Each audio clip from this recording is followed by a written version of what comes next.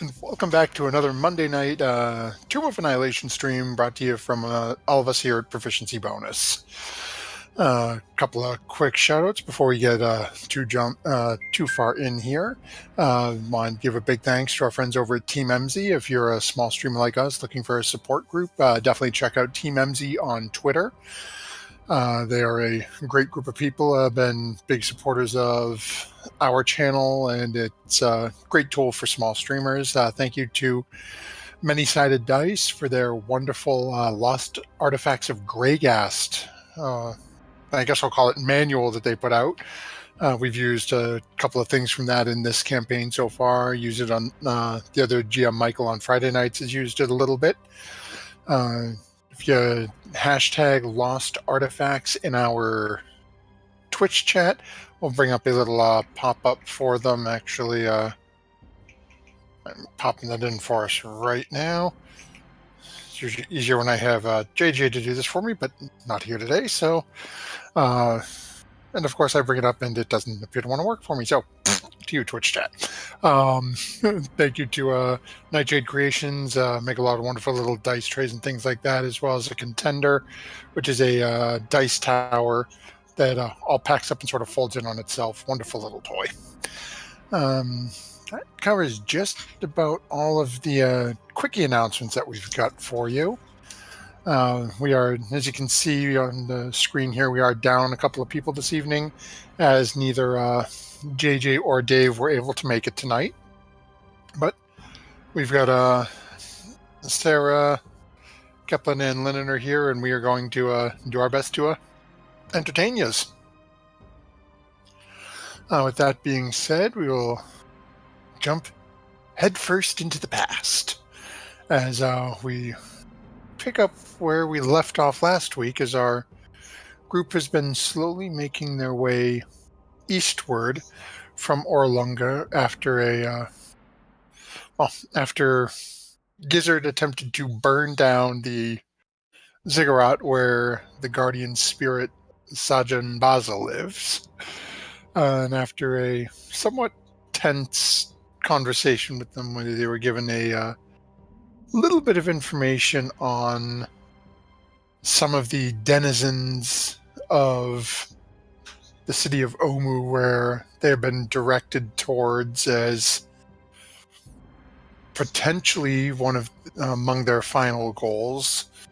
But currently they head eastward at the sort of urging of Azaka, as they have agreed to aid her in obtaining a ceremonial wooden mask that was stolen from her family. That is present in, currently held in Firefinger. So, is that where the other X is? So Firefinger is the northern X up here. Okay, yeah. And then Omu, from what you guys remember, the conversation with Saja, is down here near the peaks of Flame. And gotcha. That click was not its general area down there. I've got all these wonderful little hexes here that when I click on it actually selects them.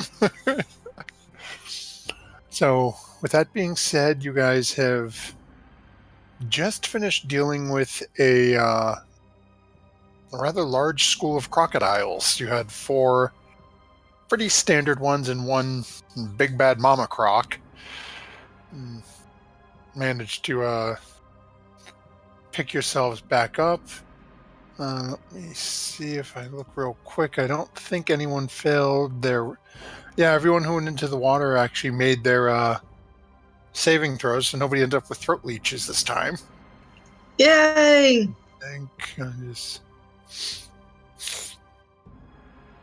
Yeah, everyone looks good. I don't see any failed checks, so with that we will pick up where we left off with you guys sort of collecting yourselves back into the canoe and continuing on your journey. Is there anything in specific the party would be doing during the remainder of today's journey? What time of day is it? At this point, you guys aren't that far. Let me just scan back through my rolls here, and of course I can't get that far enough back. So we'll say about midday, because I can't remember which time window I rolled that encounter for. So we'll say shortly after lunchtime. Okay, we'll continue to Mbala. Okay. So as you guys continue along your path in the canoe, the rest of the day seems to go pretty smooth for you, and you guys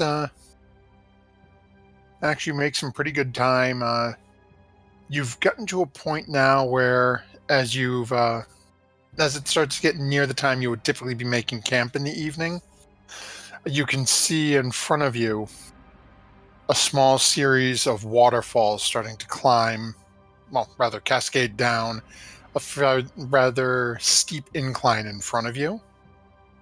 And from what you remember being told how Mbala sort of sits on top of almost a sheer cliff on the east side, you're assuming at this point it's probably going to be mostly on foot for the trek up. Oh no, what do we do with the canoe? For player knowledge, I'll say you guys could ford it and just carry it with you. Okay, It's not exactly the then we easiest shall thing do to look that, around. I guess. So as you guys have No. pulled up, and are you guys pushing through the evening, or are you going to stop and make camp? Quinn would like to Probably stop at New Camp. Oops, I'm sorry, Quinn. Quinn would like to stop and make camp. Maybe. I agree with that. Quinn is Stop. super quiet for me. Yeah, I just sorry, my technically just 1 second Twitch chat. Sarah, if you go into Discord, right click on Lennon's name, there's an option for user volume. Just crank that bad Larry all the way up.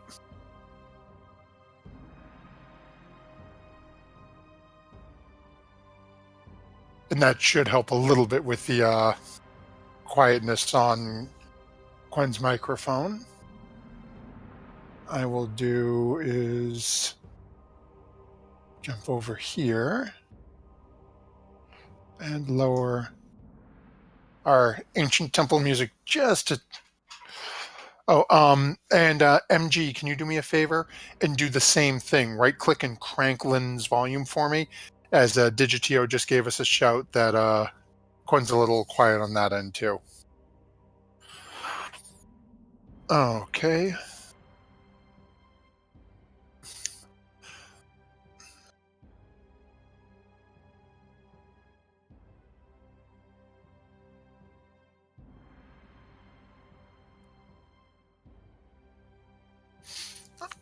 And as per usual, welcome to Proficiency Bonus, where tech problems are always fun. Okay, we're going to try something real quick. Let's go...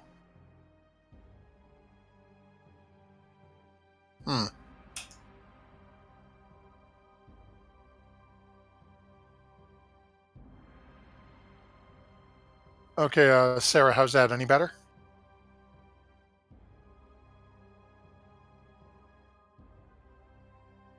Oh, I can't hear Sarah. Kaplan, can you get... Oh, Can you hear me now? yeah, I got you now. Okay. Kaplan, Lennon, are you guys there? Or you I'm two here. there? I'm here. Lennon is here. Oh, okay.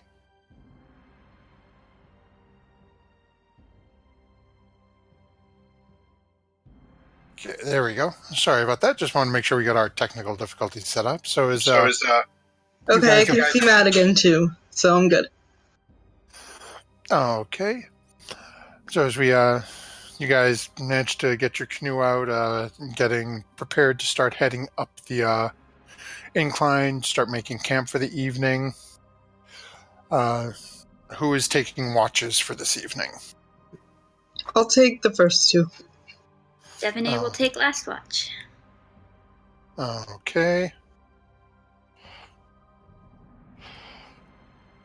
Hey, we'll stick King Gizzard in for third. So, Solana and Devaney, if you two can give me perception checks.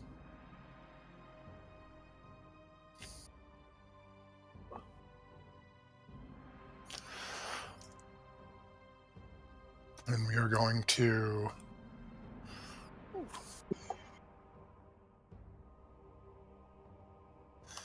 I gave you 2 since I'm taking 2. You've got the 2 Okay. watch.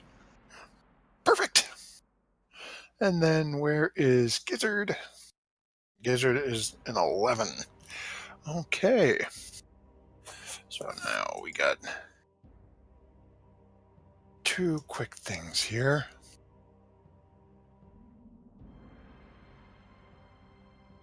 Okay, first...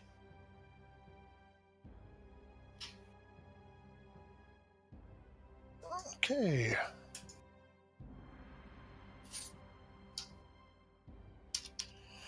Oops.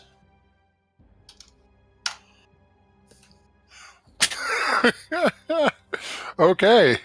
So this is actually going to be entertaining. Okay, so you guys... We all love it when you laugh like that, yeah. So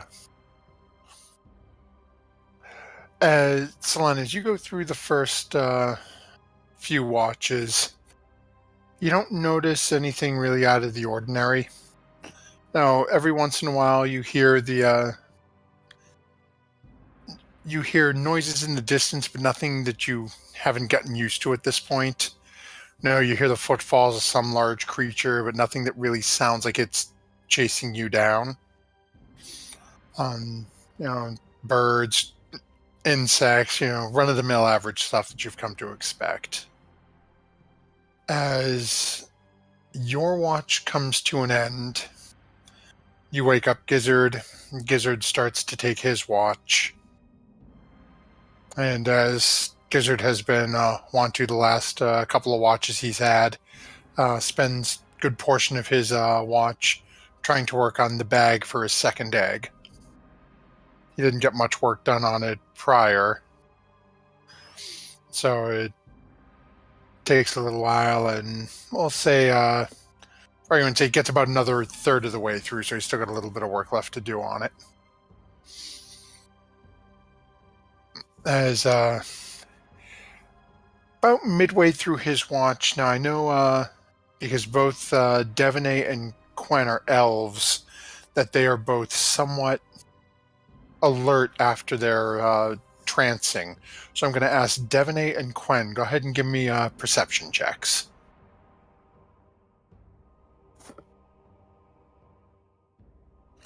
Oh, that's better.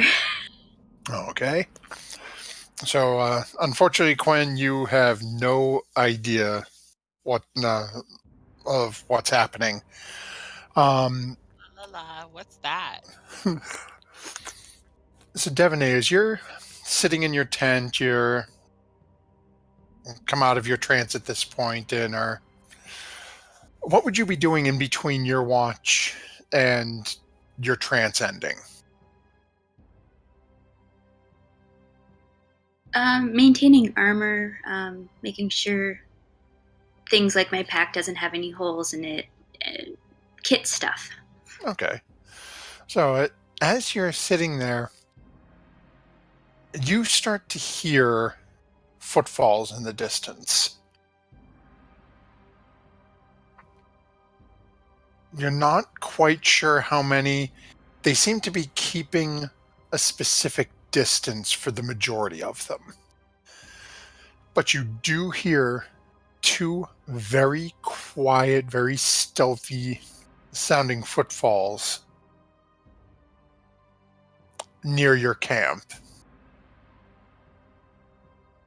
and approaching Gizzard. I am going to take what I need from what I have been doing and carefully walk outside my tent and see what I can see. Where is Gizzard in regards to myself as well?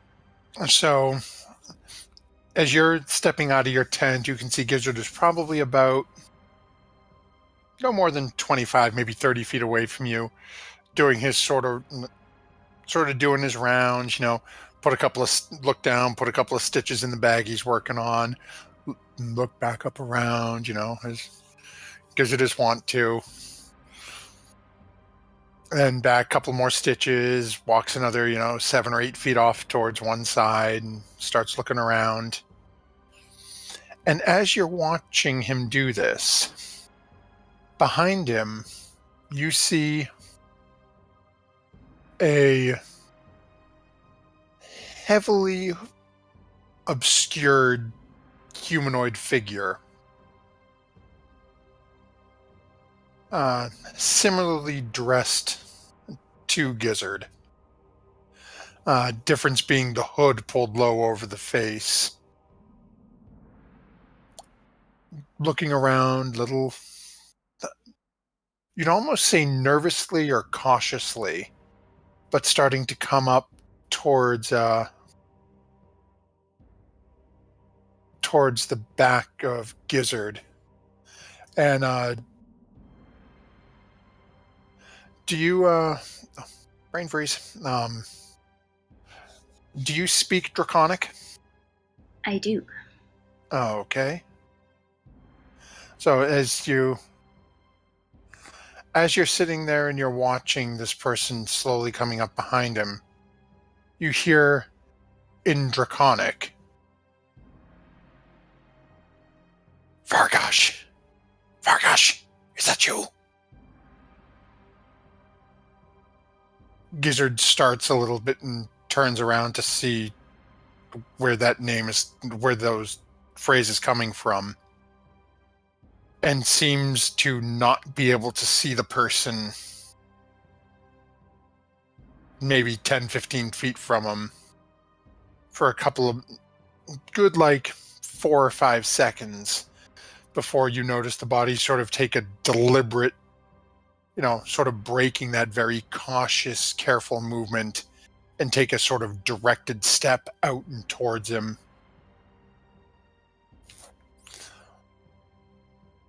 And Gizzard seems a little taken back to see this individual in front of him. What are you doing at this point? Well, I'm going to draw my short sword and walk forward, but not appear any more intimidating than just having my weapon out. Okay. So as you take a couple of steps forward, the other individual doesn't seem to pay you any mind whatsoever, or doesn't even really seem to acknowledge your presence there. Keeps addressing Gizzard. Vargosh, there's a problem. The nest. You're needed. You must come now. The nest, there's a problem. You can see Gizzard sort of looking back, sort of slightly over towards Malik's tent. Back a little ways across, just sort of eyes half glancing over his the campfire is dwindling and he doesn't seem to have a torch on him at the moment. After a couple of seconds, his eyes meet with yours. And he just sort of gives you a strange sort of look and just a brief nod to you. I'm going to say in Draconic, what's going on? Does this nest have to do with your eggs? With that, you see Gizzard's face turn up in a slight grin, looking at you as he shakes his head. No, this is my nest. This is the place I go before I journey with you soft ones.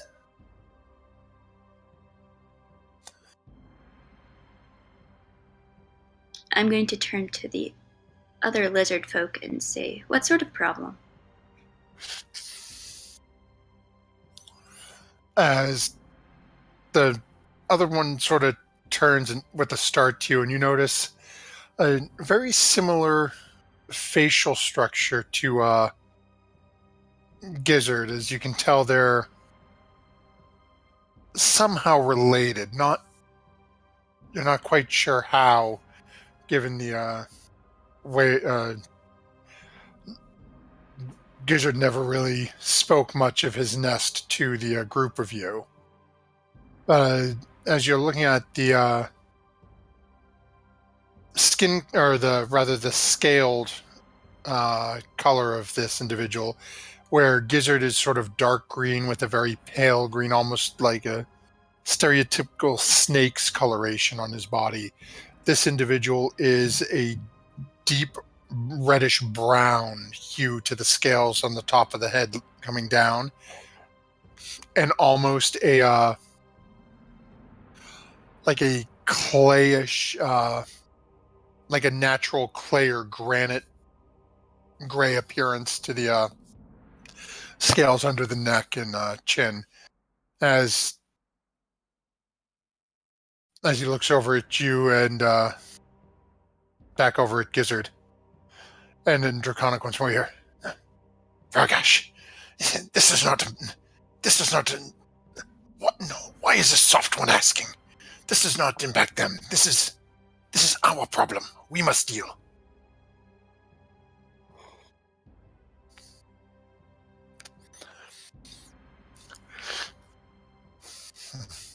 And as Gizzard looks between you and this other individual a couple of times, Gizzard looks over at you. This is nest problem. This is not for you. It seems Gizzard must deal with this. If you go, are we to wait for you?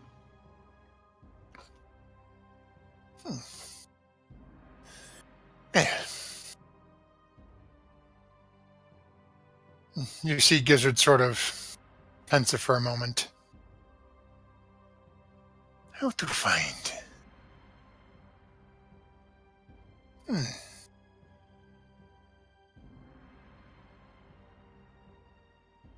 He sort of rubs his chin a couple of more times. Yeah.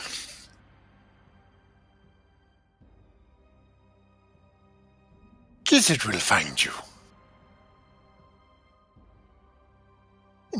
Gizzard will let you use this. And Gizzard goes rummaging through his pouch for a couple of moments and pulls out the alchemy jug. Devaney will nod, put away her short sword, and take the jug. I hope your problem is solved quickly. We do not know what it is, but Gizzard can eat it. May you make much jerky. Why ruin the meat? You eat it raw. Right. You prefer it raw. I forgot. And with that, as you notice, Gizzard quickly turns towards the other individual and gives just one swift nod. And as you notice, all of a sudden you hear the rapid approaching of multiple footsteps falling. And as you see, out of the jungle, appearing almost out of nowhere, you see 4 what appear to be... Jay, go ahead and make a nature check. So I am not sure if... I don't think we've run into this in the area here yet.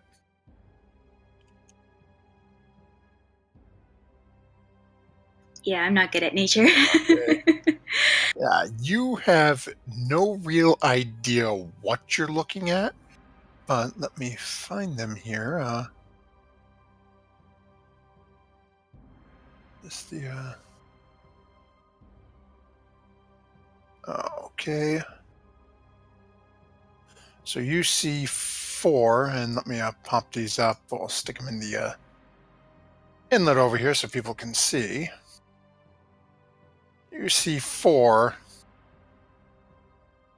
of these bipedal creatures come out of the trees towards the camp. As you look at them, you see all 4 of them have saddles on the back of them. 2 have other lizard folk riding on them in the front. The one in the lead spot you see has what appears to be some sort of long spear or a lance type pole weapon on his arm. One beside him has a small, looks to be leather or hide shield, and a mace or a club in his hand. He also has 2 runs that are attached to the other 2. As the one who had been speaking with Gizzard runs over and hops onto one of them and beckons Gizzard to climb onto the other one. Gizzard looks at the dinosaur in front of him that he has wanted nothing more than to ride one since he set out into the jungle. And the 2 eggs sitting at his tent, and the 1 completed satchel he has to carry the eggs.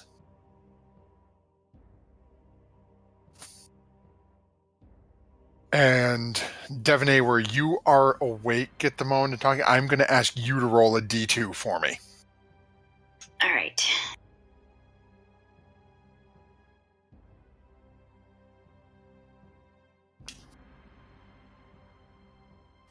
Let's see what happens.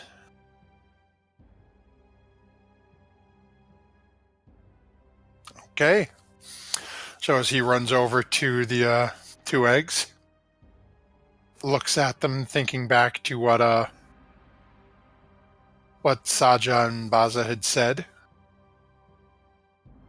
picks up one of them, puts them into the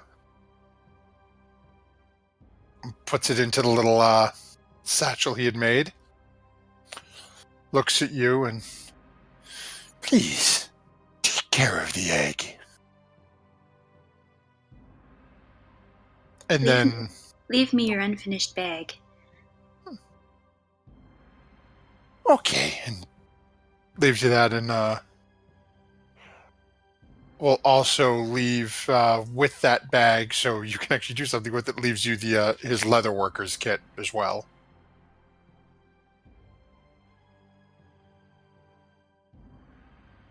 And I'll ask, which one are you taking?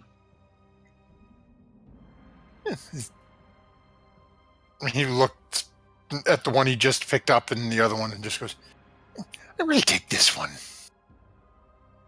Do you know what's inside of it? Not at all. Okay, thank you.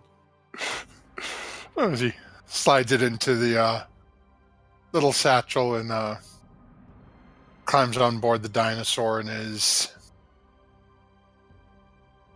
his watch starts to come to a close and you take over. You watch as these 4 bipedal dinosaurs are now riding off fairly swiftly towards the southeast.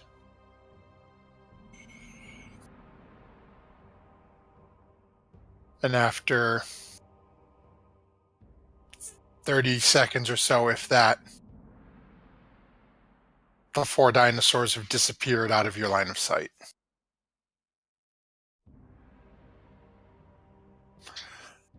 And you have been left with an alchemy jug. an egg, a 2/3 finished egg-carrying device, and an egg of unknown origin.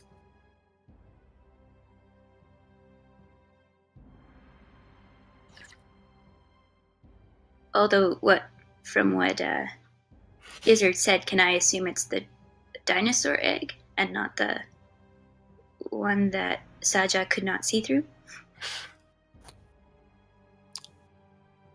And I'll say go ahead and make an intelligence check.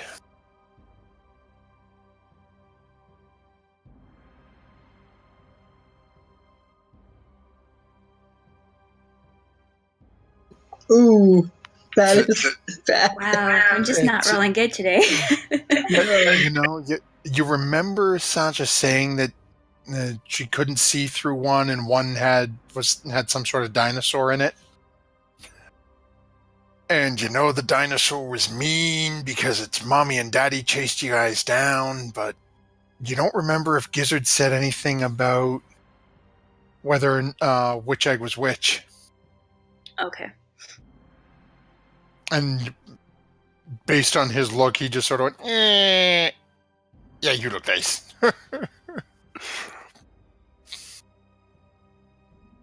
So as you sit there for a few moments with your newly acquired items and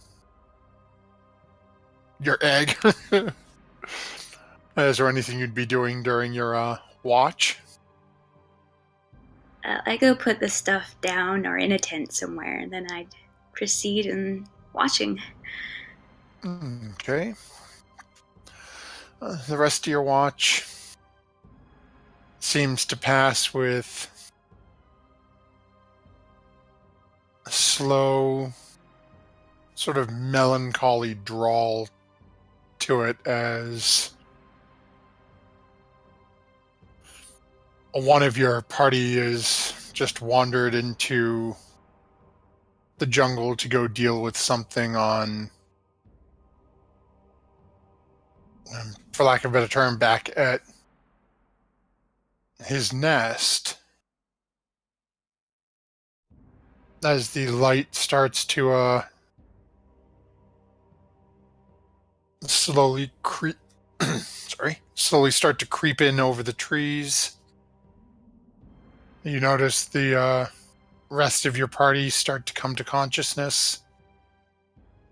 Quen, Solana, Melik, Azaka all start to rise for the morning's events.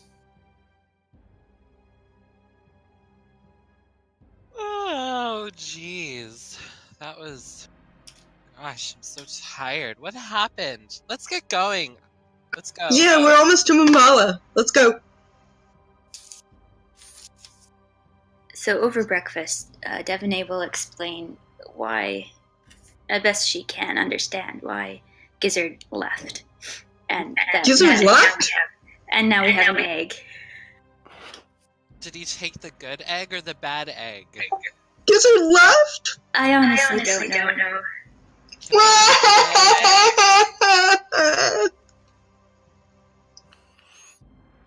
He didn't even say goodbye to us. I'm sure he'll be back. Can Eventually. I eat the egg? I'm gonna ugly cry. Quen, I don't think that's a good idea right now.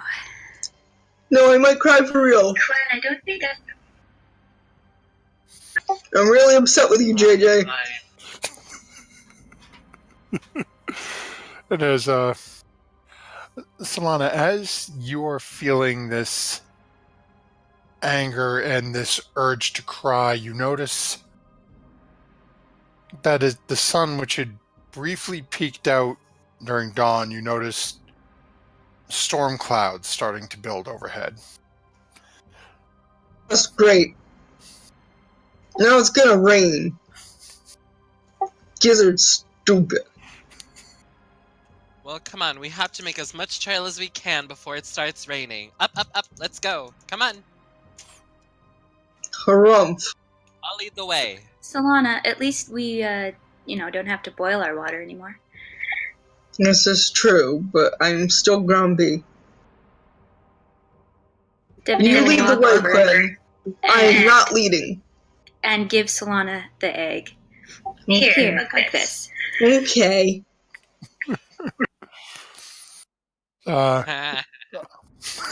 Okay, Gwen, do me a favor, roll a d6. Okay.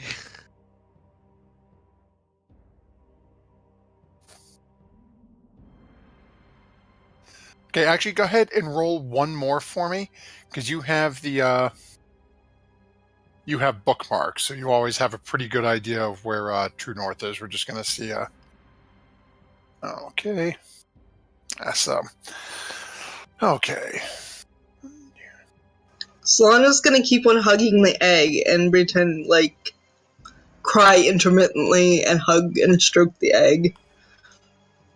Quinn will charge forth into the dungeon, heading towards the direction that is generally north. So as you guys watch as Quinn starts saying it's this way, and you start traveling away.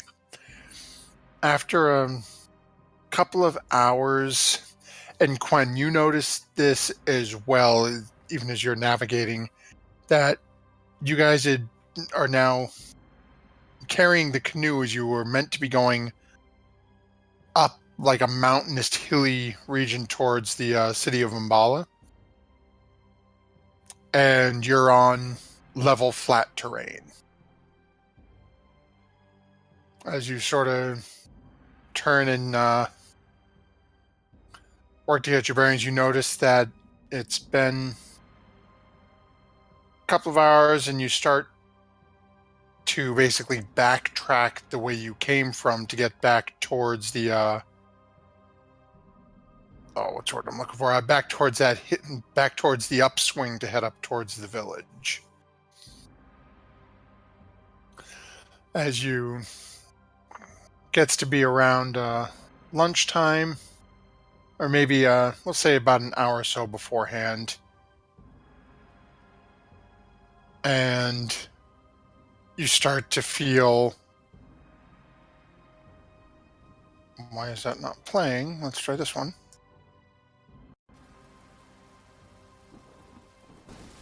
There we go. Don't know why that first one wasn't working for us. As you guys are making your way back to head up towards Mbala, you start to get hit with the heavy deluge of rain, starting to just pour down on you guys. As you take about 20 minutes or half an hour, get your rain catchers set up, situated far enough on the side of your bags or whoever chosen to carry them, so you can get a good couple of gallons of water out of the remainder of your day. Continue along the path, and Quen, you manage to get the group back. We'll phrase it back for the most part on track as you start to climb the hills towards Mbala. See, it's this way. I knew it all along. Okay. So as you're start traveling, for all three of you, go ahead and make a perception check for me. Okay. Actually, Solana, you were the only one who doesn't notice this, probably due to the ugly crying and focusing on your No, egg. it's just rain on my face. I'm not crying. You're crying. Come on, Solana, stop crying and keep up. I'm not crying. It's raining.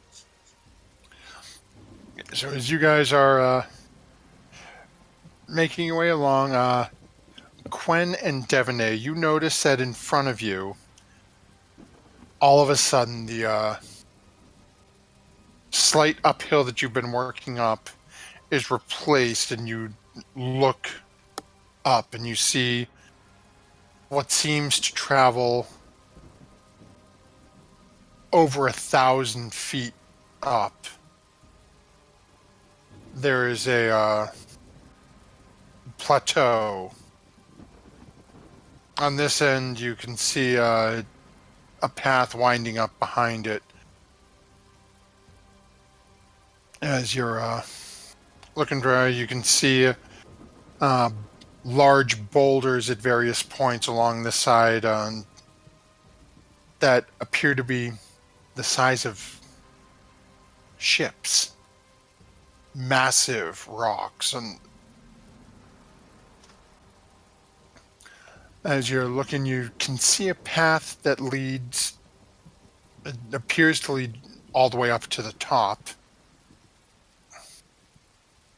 As you're looking at the path, and you sort of look at it, and it's a bunch of switchbacks just slowly back and forth, winding all the way up up to the top here. With those checks, let's say Devonay, you'd probably have the best guess. You're assuming that this path leading up is probably a good 2.5 to 3 miles, given all the back and forths. How long would it take to go straight up? Given it's probably early afternoon now, you could probably be at the top of it. Given carrying the canoe, you could probably get to the top of the path by about, I'll say, late evening or early night. So about the typical time you guys have been making camp, like 8:30, and say sometime between 8 and 9. How long is straight up? If you're trying to literally climb straight up the cliff, for those besides yourself, because I know what you can do, you would need at least a length of rope at least 300 feet long. I mean, you yourself could walk up the 300 feet and with spider climb probably in a few minutes.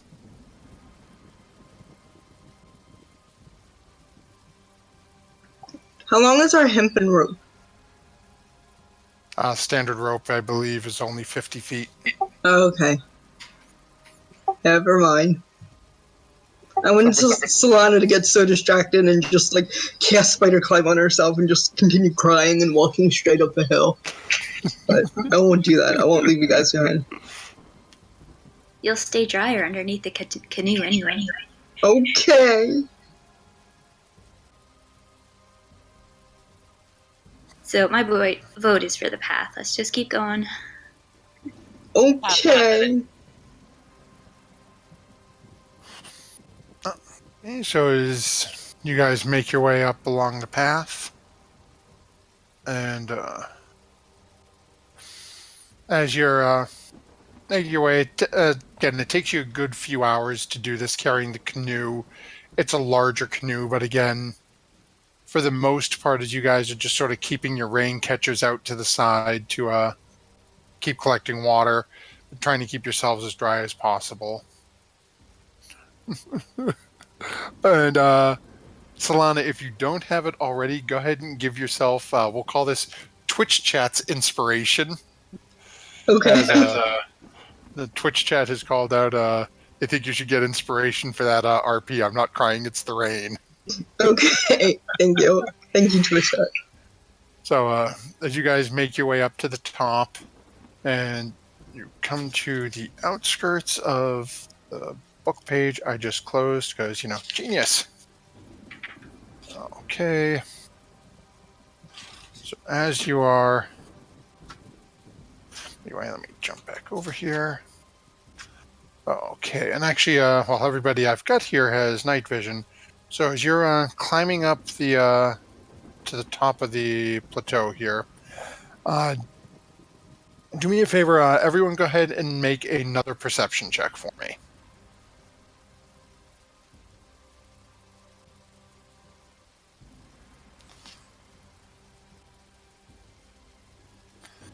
Okay, let's get a little more.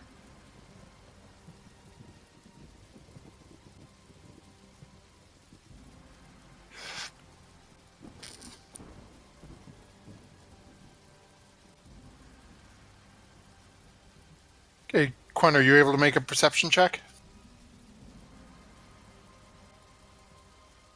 Yeah, sorry, I spaced out. No worries.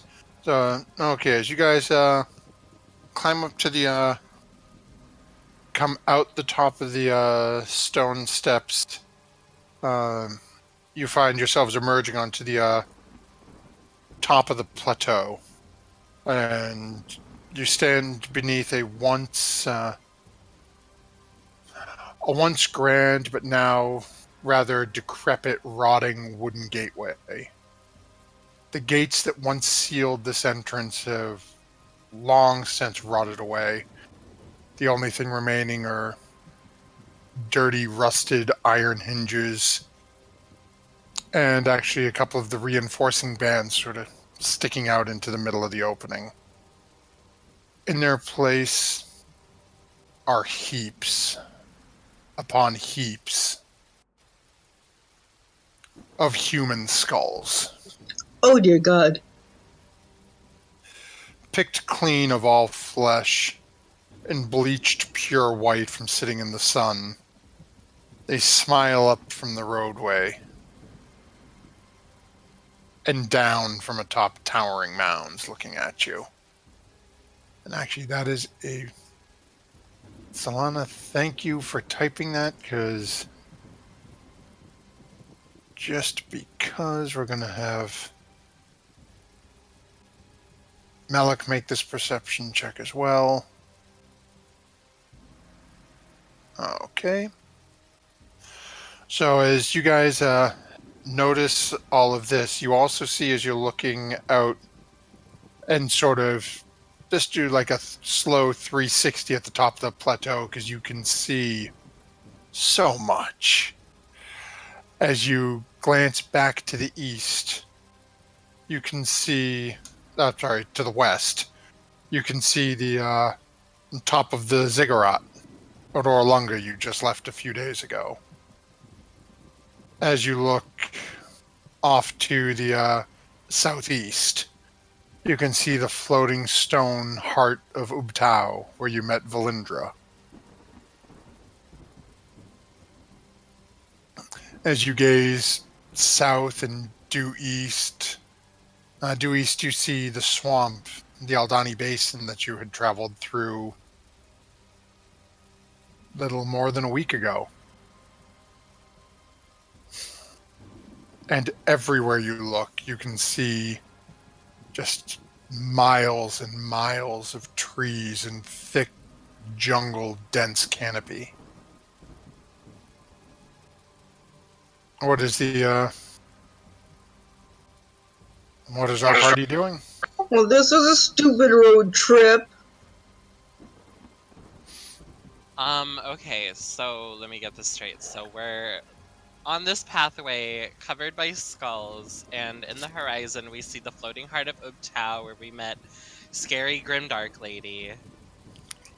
Right? Yep. Pretty much. How far away is the heart of Ubtao flying away from us? Oh, go ahead and make a survival check for me. Why don't you just tell me to die? Ooh. Yeah. If you had to hazard a guess, you'd say it's between 110 and 120 miles from you. So, fam, if I had to hazard a guess, I'd say it's about 100 miles from here. I think we're cool. We should keep going. Let's go. Come on. It's Like, time to make camp. inside? It's nighttime. It's nighttime? Shit. Yeah, it's Well, as you guys are looking around, Melik is just sort of hidden almost dead center of the canoe, trying to keep as dry as possible. But yeah, while it hasn't been difficult for you guys to travel due to the dark vision, as you sort of look around and notice, you realize, yeah, it is a little bit dark out. alright. Let's pitch a tent or two and camp here or off to the road, whatever. We'll explore together tomorrow morning, okay? Oh, I was gonna stealth and go up, but okay. Die together. Because we're Tomorrow. an adventuring party tomorrow. I literally was gonna stealth and go up, but I won't. Okay. We're buddies on a road trip. You need to stick together. Okay. Solana will volunteer for first and second watch. Okay. Anyone for the others? Devaney will take last. Quen will Okay. take third. Okay, so let's go ahead and I can have the perception checks from each of you. Ah.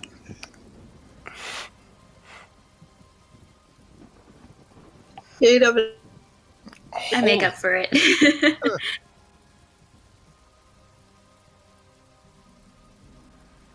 The entire 2 watches, I want to sit there and kind of crappily macrame like the bag that I'm supposed to be making for Gizzard's egg and sob into the egg. Okay. I probably would have given you the remains of what he had been making if you wanted Okay, yeah. to build on that. Okay, so go ahead and make a dexterity check for me, Solana, to see how well. Not bad. So as you're going through the first couple watches, and actually give me a second here. Okay. So as you're going through the first couple of watches and working on this bag with the materials that Gizzard had left for this actual project, you managed to, if you do say so yourself, managed to do a pretty good job of getting the remainder of this bag fitched up to a point that, as you give it a couple of tests, pretty comfortable that you could carry the egg in this without any real problem. Okay. I put the egg, I put the holder around my neck, then I put the egg in front of me, and I hold it, and I just lay my head on it and cry. Okay, so as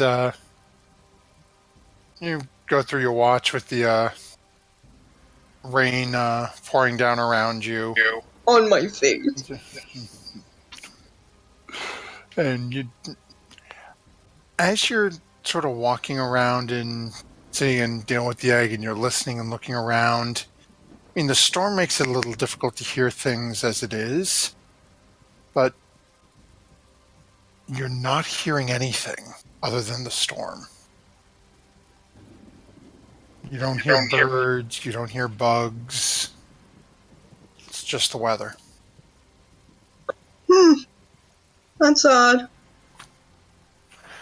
And beyond that, your watches seem to go through fairly uneventfully.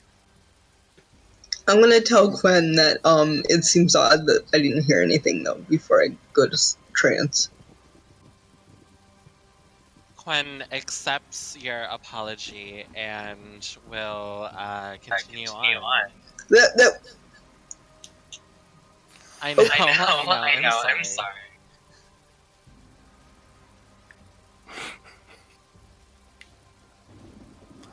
So I guess because like Quen rolled a 1 on his perception, he's just gonna like I think in my head he's like playing like some imaginary war game.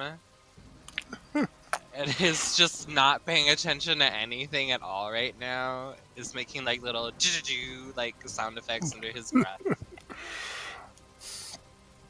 So as Quen's watch, Quen, as you go through your watch, and again, as you said, you're off in your own world. Solana's got to be crazy. There's got to be noise. There's got to be animals around here. Got to be something going on. But this is just so much more fun. As you go through your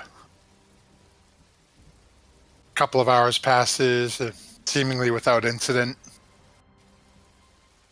And then your watch comes to a close, and it's time to alert Devaney to take hers.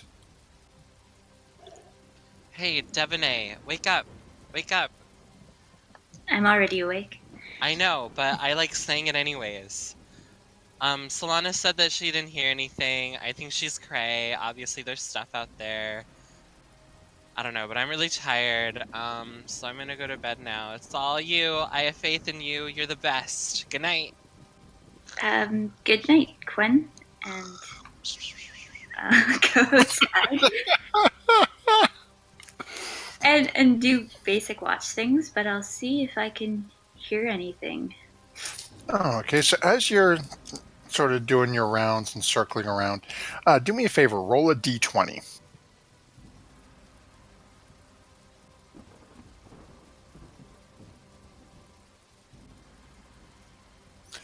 Okay. Nice. So as you're walking around and again, it's sort of difficult to move much off of the path given all these skulls. But as you're circling around and you step out and you're sort of looking to see trying to get a little off the beaten path to try to see if you hear anything or notice anything funny. And as you take a step or two off and you sort of accidentally kick a small sort of I guess I'll call it a pyramid of skulls. And you hear the ting, ting, ting, ting, ting, ting, as they start sort of tumbling down. And underneath the said little pyramid, you find a little satchel. Is it big, small, lumpy? Well, when you're looking at it, if you had to hazard a guess, you'd say it looks like a standard bag, but it's about the size of, rough guess would be a backpack. Looks to be a little roughed up though, so it's not in great condition, but looks like it might have a couple of things in it. I'm going to nudge it with my boot. Okay. Yeah, sorry. Give it a little poke kick. Still looks like a bag. It didn't respond or move. You didn't hear any noise come out of it. Does it have a clasp on it that I would need to undo? Looks like it's sort of loosely tied with some sort of leather twine or strap. Okay, I'm going to take out a short sword and flip open the top with that. Cutting the twine if I need to. So as you sort of put your long sword in and pull at it, it's very loosely tied. The leather strapping comes right off. Bag sort of flops open a little bit. You sort of looking at it. It looks like it's got some sort of a small container and some cloth in it. I'm going to take out the container. Okay. As you take it out and spend a couple of moments looking at it, you recognize it. It looks like a standard issue mess kit. Open it, see if it's actually that, because people regift things all the time. Yep, it is literally just a mess kit. Okay. I'll put it back in the backpack and leave it where it is for now. Okay, anything else you're doing? Yeah, I'll take a look at that cloth. I know it's dark, but would I be able to see anything like the color of it or? Not really. It's still dark. It's still raining pretty heavy out. You'd actually have to pull it out to get a good idea of what it is. Alright, I'll pull it out and I'll take it over to our campfire. Oh, okay. Shed some light on the situation. So as you pull it out of the bag here and as you start to pull it out, you notice it's not just a piece of cloth. You start seeing that there appear to be some sort of wooden rods at the bottom of it. And as you take 2 or 3 steps and you're not even half the way to your campfire at this point, it hits you where you've seen this before. It's a rain catcher. Interesting. All right, so because I know what it is, I'm going to just roughly scrunch it back up and put it back in the backpack. And, continue on thinking about what I found. So as rest of your watch goes through, you again much the same as Solana. You don't hear anything as the mornings as dawn starts to break. You notice that the rain starts to die down a little bit. There's a big die down. Rain starts to die down, and you're left with that same sort of muggy, humid, almost foggy occasional rain that you've been so used to from Chalt. You notice, though, that given the lack of immediate surrounding trees, after the storm, the sun seems much brighter up here on the plateau. And is definitely, as your compatriots are slowly starting to wake around you, you realize just how many skulls there are around you and in front of the entrance to this somewhat decrepit city in front of you. How old do these skulls look? I'll say go ahead and make a let's say medicine check for this. Can I make one too? Are we all awake? Yeah, you guys are starting to wake up too. So as you're noticing, as you guys are coming to, you'd probably see Devonay sort of going over and taking a look at these skulls. So as you're starting to poke around and look at them, you would definitely guess that these are. Let's see if it actually. Yeah, it looks like these are definitely. Well, they're all human. It's a little harder for you guys to tell as elves, but Solana, you definitely get the feeling these things are over 40 or 50 years old. Oh, Okay, these are old. Here a bit. As you're both looking at it, in Devonay, you even noticed this even with your roll. They've been chewed on. You're looking at them, these people, it appears that these skulls that you can see have small tooth and claw marks on them. These things have been eaten. Given the age of them and your rolls, you have no idea whether this was pre or post death, though. What is something inconspicuous for this area? Let me see. Huh. I'm gonna turn. Do you want me to turn into something and like climb the wall and see if there's like a bunch of cannibals inside? Well, Ebony's gonna turn to Solana when, we're inspecting skulls together and say, during my watch last night, I accidentally kicked over a pile and I found an old adventurer's pack that had, a mess kit and a raincatcher in it. So, lots of people have died here. And I'm not sure by what, but I think it's probably still around. Otherwise, we would have heard noises. Quen told me that you didn't hear anything on your watch. I didn't hear anything. Quen will approach, and he's really tired looking, and he says, I don't know, I need some food and something to drink. These skulls are really boring to me. Maybe you should make breakfast. I'll do that. Do you know Okay. what the alchemy bug is? No. Blah.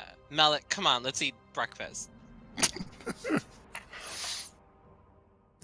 There's Melik jumps at the idea for some food first thing in the morning and go over with Quen. How old is the gate looking too? Like, It's very hard to tell as it is very worn.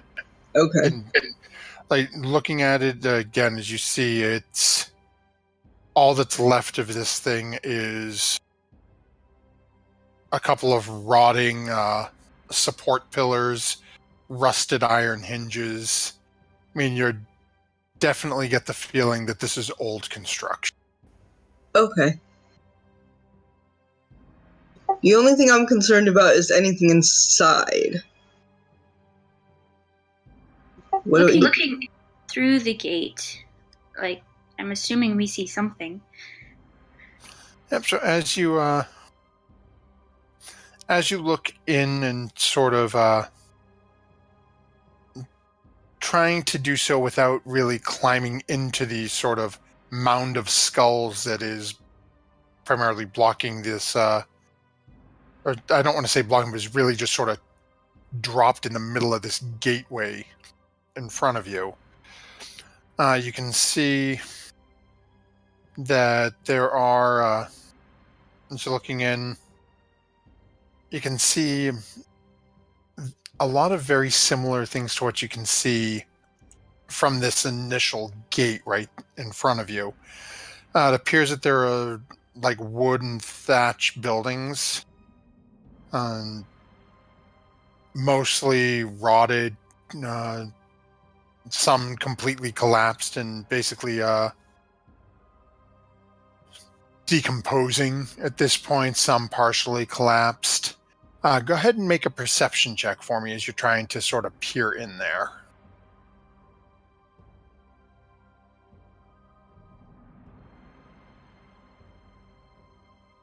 Okay, Solana, you would barely be able to see this. At Devaney, you wouldn't, unfortunately. Solana, as you guys are looking in from this gate into the remains of this city and looking southwards, way back in the distance, you seem to see a building. From the distance away it is, you can't really tell much beyond it. Unlike the rest of the city, it seems to be standing with no damage you can see. I relay this to Devaney and tell her that there's like a really far away building that doesn't look decrepit. I have a bad feeling about this. Me too. Should we go inside? I need to distract myself. Quen Wow. walks up from behind them while eating something, and he says, "Hey, I found the alchemy jug. Anyways, what's next? Oh, look at that building! Why were you in my pack? Why were you in a pack? So I really like that building over there, and I think we should go in it. What are you eating? Rations." Oh. And Solana, whatever could you Zach turn made into for something us. that would be good for scouting? Like a rat? Or a camel?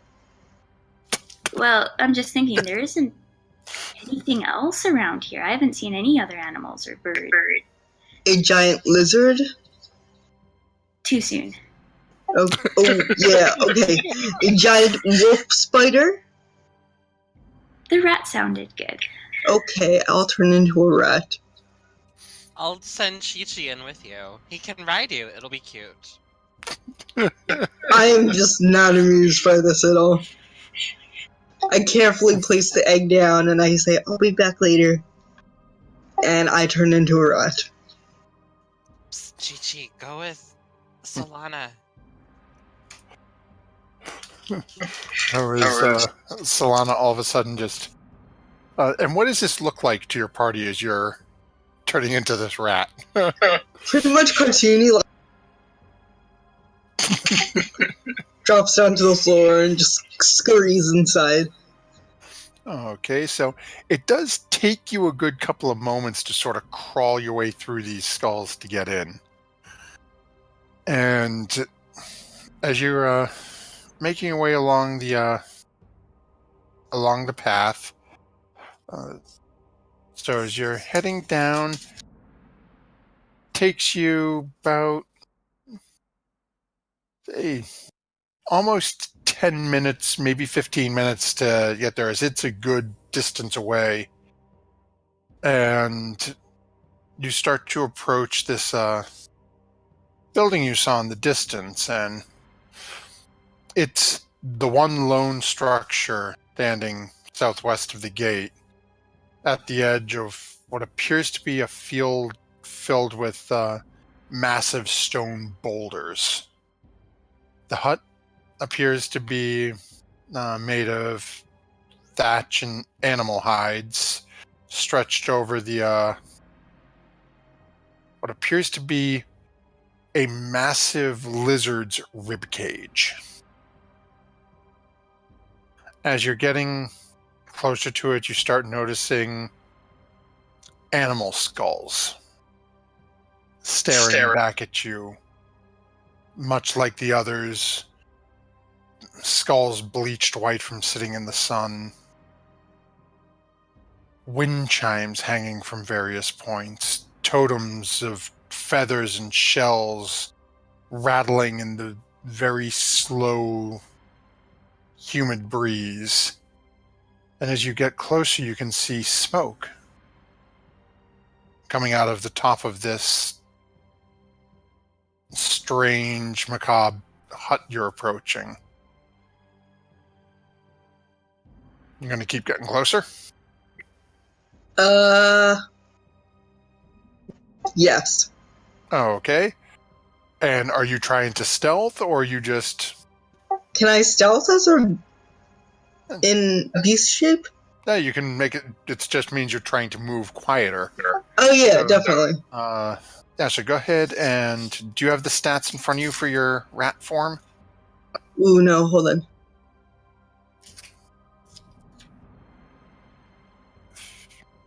Let's see.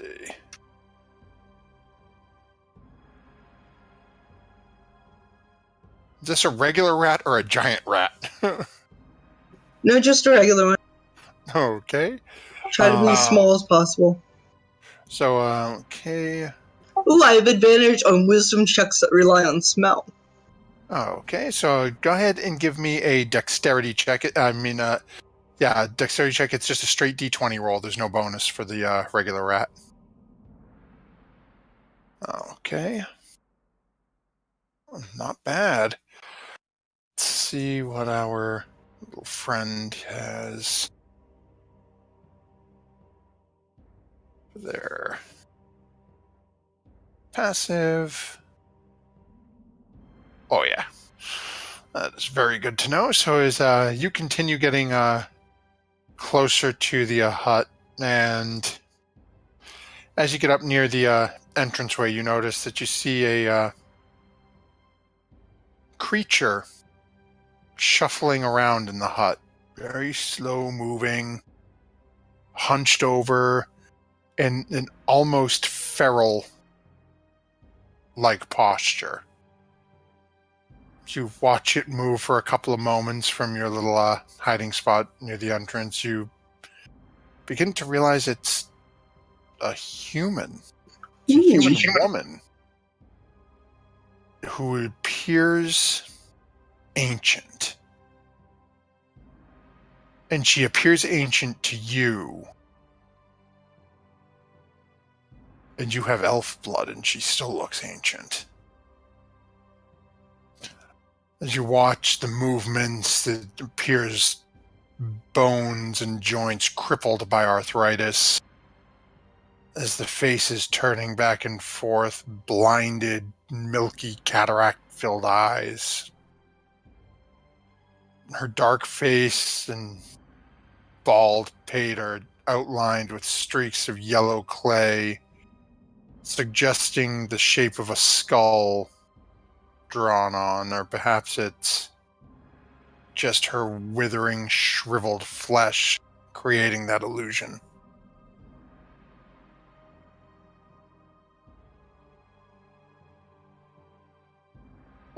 I very carefully. I'm sorry, you what? You broke up for a moment. I back away slowly and very carefully, Okay. and I run to tell the others. Okay, so as you make your way back, again, 10, 15 minutes or so, find yourself back at the entranceway, sort of scrambling your way back through the mountain of bleached white skulls, in through the neck hole, out through the eye of one, sort of creeping out anyone who's watching you. Make your way back to your party. So there's a lady living in there, but she looks like a crazy ancient witch doctor lady. And she's living in this crazy ancient bone hut of lizard skin and leather, and she's got a field of boulders? I'm really confused.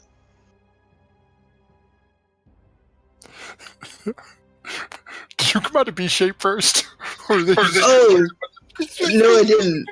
I'm just squeaking. Okay, I come out of beast shape, and I relay the entire thing again. But until then, it was just a bunch of angry squeaks. Sorry, Solana, I don't speak rat.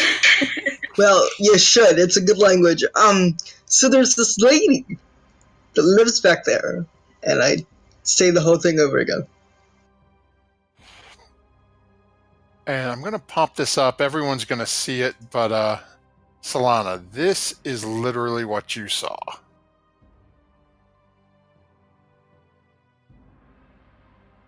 Oh dear God.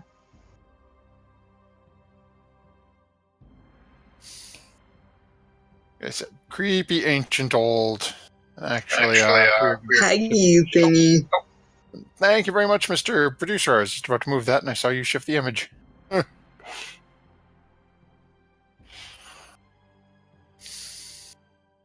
So, yeah, that's there.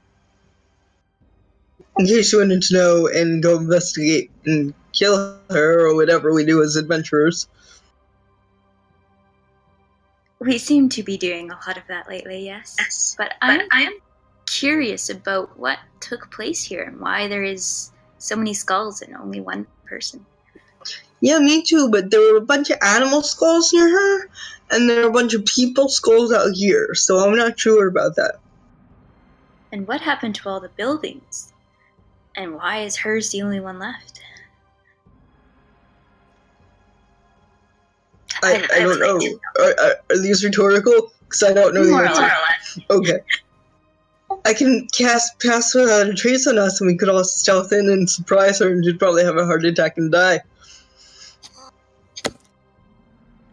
From what you say, she's lived this long. I don't think a heart attack will take her out.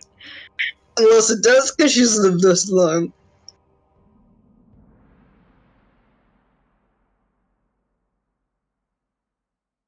Okay, I cast Pass Without a Trace on us anyway. Okay. So, who is heading back in? Besides me? I'm going. Quen will go also, he says, while taking a swig of wine from the alchemy jug. So is okay then. So Okay, that's I'll toss this to the party. Does the party want to leave Melik and Azaka with the canoe at the entrance, or do you want them to come with you? And Dragonbait. Oh, I keep forgetting about him. Yes. I think somebody should stay with the canoe, since, what happened last time. And Melik does like the canoe. Melik, watch this egg with your life. Yeah, Melik will give you a nod. It is appreciated. Lanu and I may actually take you up on that in a moment, and assuming we need. Okay, and are you taking both both Dragonbait and Zaka with you, or are you leaving one of them with Melik? Let's leave. Dragonbait has a good sword, though. I don't know what Azaka can do. You decide, Devin. I would like to take Azaka.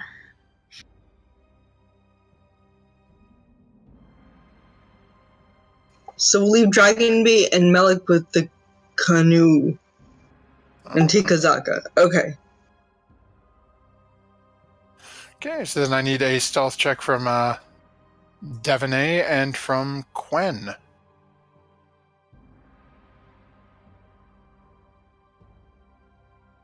Ooh, Azaka's so stealthy.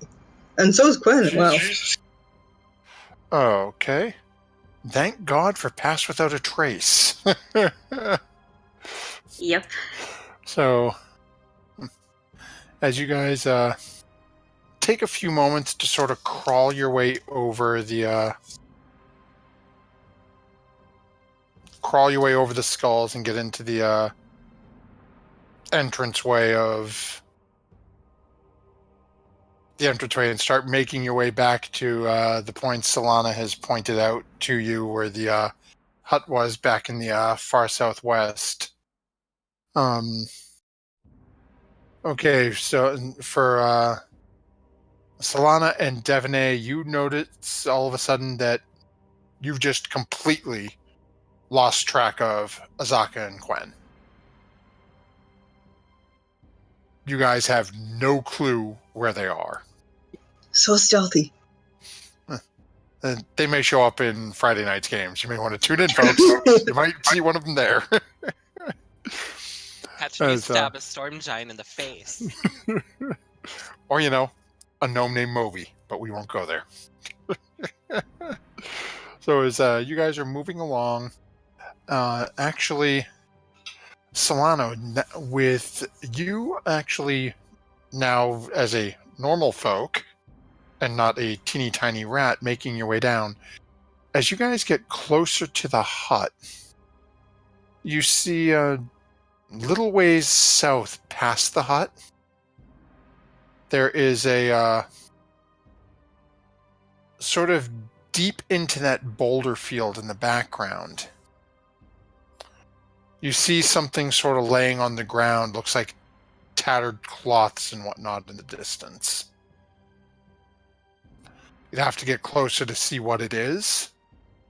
But if you had to hazard a guess from where you are, you'd probably say it's another 400 or 500 feet past the hut, almost all the way to the far end of that boulder field near the edge of the plateau.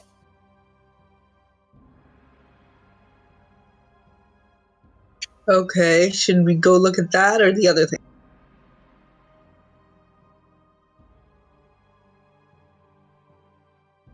What are our options again? That or the other thing? That. Not the other thing. Okay, we're gonna go straight past this old lady's house and go to the other thing. Wait, that. No, I said that, not the other thing. Wait, oh crap. Which was that? The old lady? Devaney! Let's go talk to the old lady. Okay, let's do that. And we'll do the other thing. And not Okay. that. But this. I'm sorry, the lot of you just put me in the mind of Labyrinth. And that little worm. She ought not gone that way. If she had gone that way, would have taken her right to the castle. I love that little worm. So as you guys get closer, and again with your stealth checks, you basically are all greeted by the same thing that Ratlana saw. Very decrepit, ancient-looking old woman, sort of hobbling around with difficulty in the in the hut doesn't seem to have noticed any of you at the moment at all.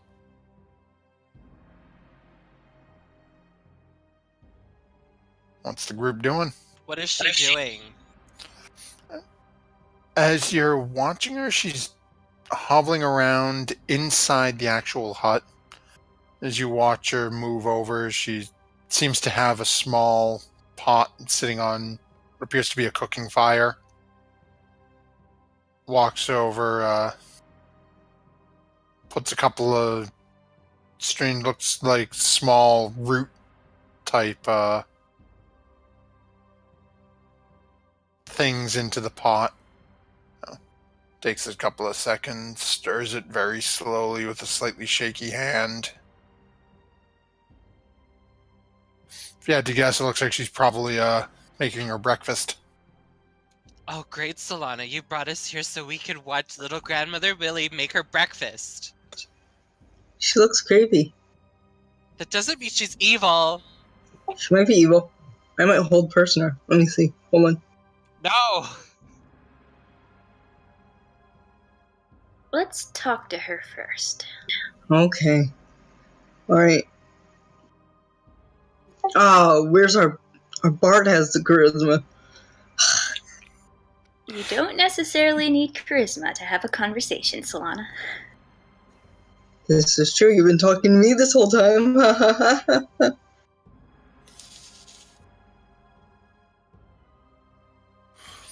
So what's the party doing?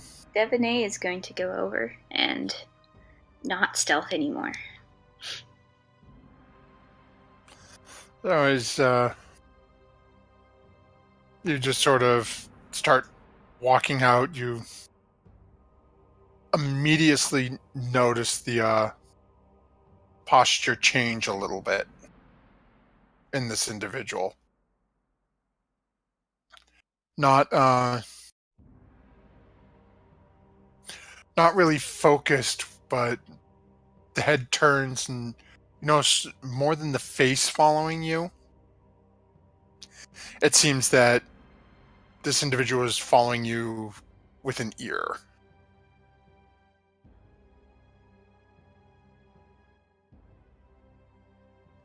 Hello. Can you tell me where I am? Of course I can. You are in Mbala. I thought this was a bustling city.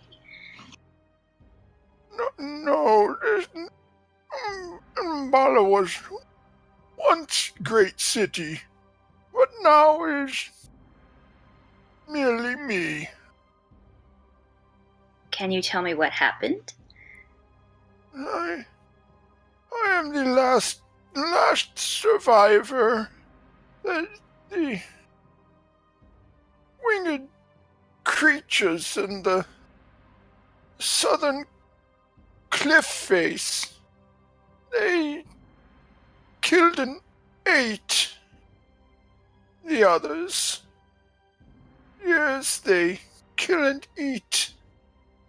But I am old, too stringy, not enough meat to kill. A whole city could not defend themselves against some wing. Yeah, I inside check that. Let's see here. Okay. Oops, that was supposed to ask me to whisper that. Ooh. She is definitely hiding something or being Okay. borderline flat out deceitful.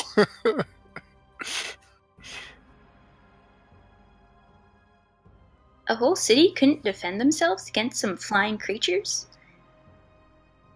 No, they were too much for us.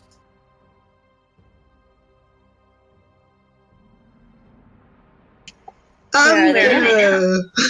Are the winged creatures still here? Yes, they live on the south face of the cliff. Through the boulder field. I think they would have moved on by now if all the city was gone. Find a different food source? They still find people who come looking for Nanny Poo Poo.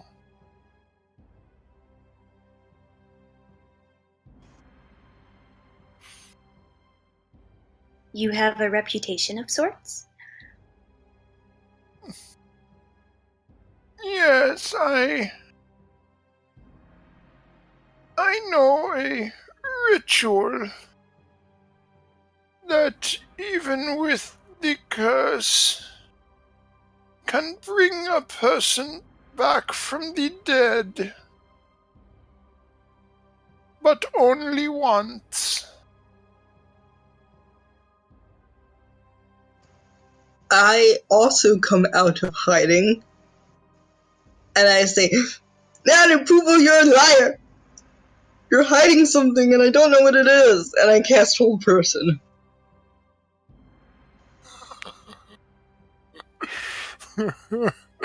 Okay. Solana, I wasn't done. You were supposed to do that after I was done. Oh. Well, now she'll listen better. But she can't answer now. Yes, she can? No, So, you can't speak with your hold person. Oh, she's paralyzed. Oh. What is the dexterity save for that? No, it's a wisdom save. I don't know why I said dexterity save. What's your DC, I meant? 15. She comes out of it very quickly.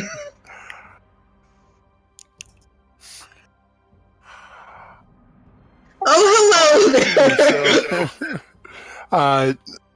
So we're getting a little bit of feedback from your microphone. Okay, sorry. I go, oh, hello there. Sorry about that.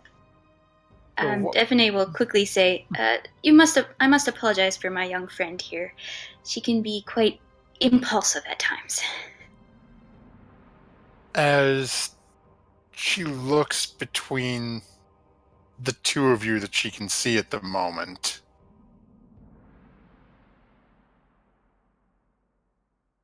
you get a slight grin as the cataract-filled eyes seem to turn towards you, Devine. And then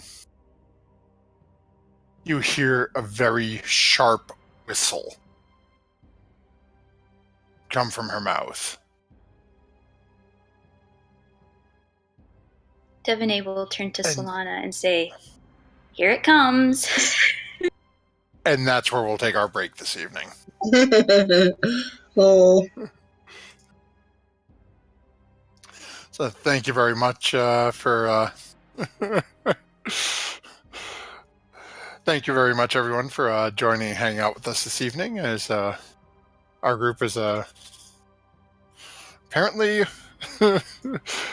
irritated and extremely old woman. So we're going to take a quick, 5 to 7 minute break while we get everything set up, go get our drinks, facilities, and what we may need. We will be back shortly. Mr. Producer, if you can produce us on over.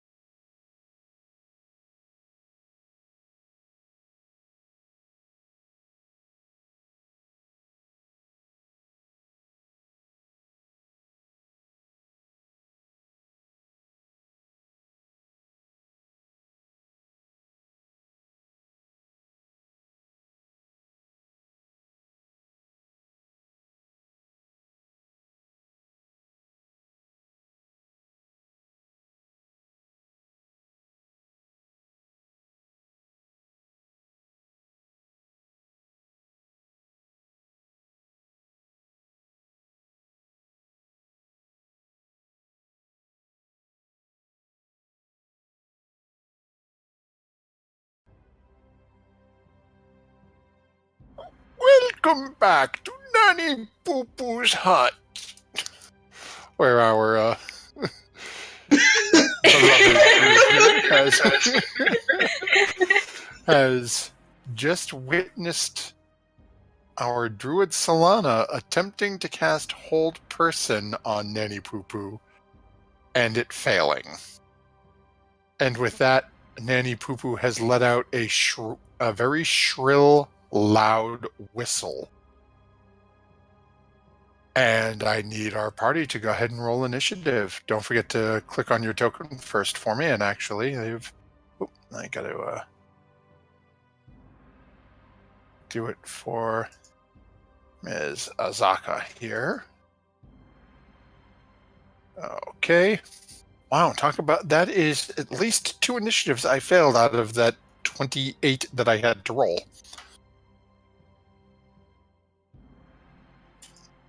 And with that,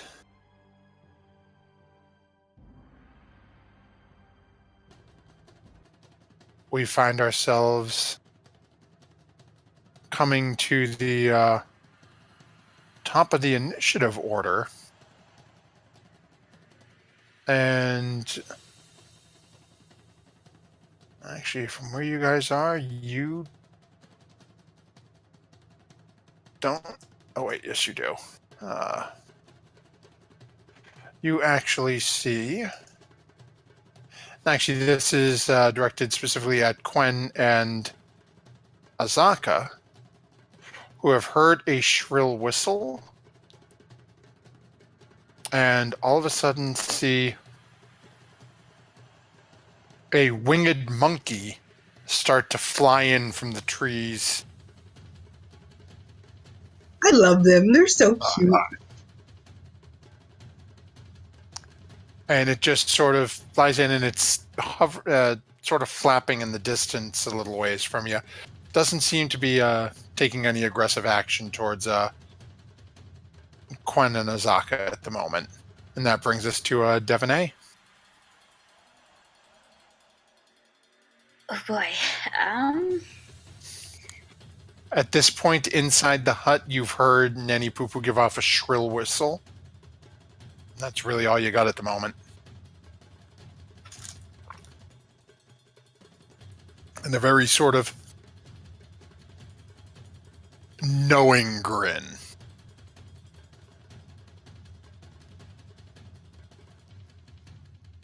How's your persuasion? Decent. I am going to hold a spell, and I'm going to keep an eye on the nanny, but turn my attention and look outside the tent.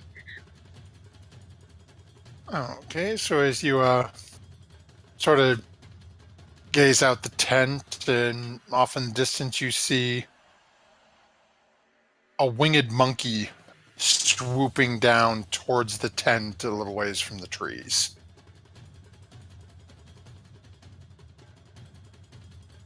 I'm going to wait to see if it attacks any of my party. Okay. So I get you holding an Yeah. action. And that's my turn. Okay, that will bring us over to the next one, which Quen once more, even closer now. You see as another one of those flying monkeys swoops down from the trees, flying and getting closer to the hut.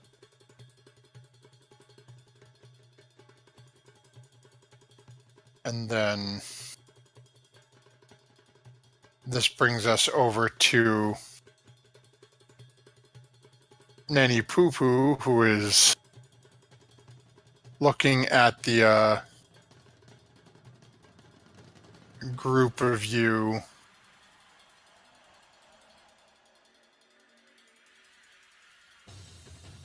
And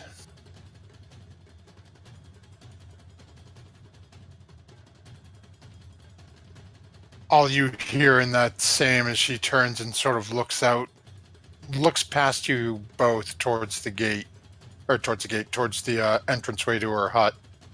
And she just looks out. You will assist me now.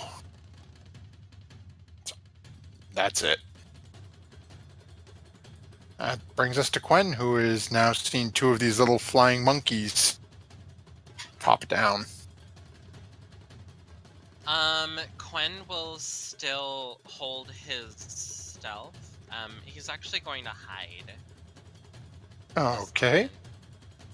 So if you were going to hide, go ahead and make another stealth check for me. And Solana actually is hold person concentration. Uh, I think it is. And we still have pass without trace on us. Not if hold person is a concentration spell. That's what we're checking right now. yes, it is. Okay, so pass without a trace is not there. So you go ahead and you attempt to hide. I think it goes okay. Okay, yeah. I think I'm hiding. And It's a little bit like I just like imagine like this huge dog like hiding in front of like a starburst. well, it depends on what you're hiding from. That's the most ever. Okay, and that'll bring us over to Solana, who is in the room with Nanny Poo Poo. You just attempted to paralyze her and failed. Yeah, about that. That sucks for me. If I step out of the tent area, is there like a flap? Is that black thing a flap or just the entrance? It's not really a flap. Like you see, it's sort of half draped over a portion of it. The majority of it's open, so if you were to step out, you'd still be able to see in fairly easily.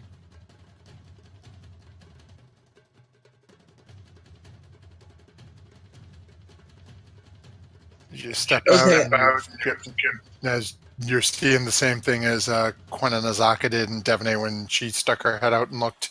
You've got a couple of flying monkeys that look to be swooping in from the tops of the trees towards the hut. Oh, great. Okay. I'm going to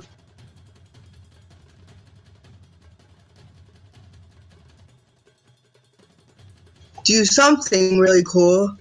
I'm gonna cast Flaming Spear. Okay. Go ahead and click on it for me because I don't know that spell off the top of my head. And where are you putting it?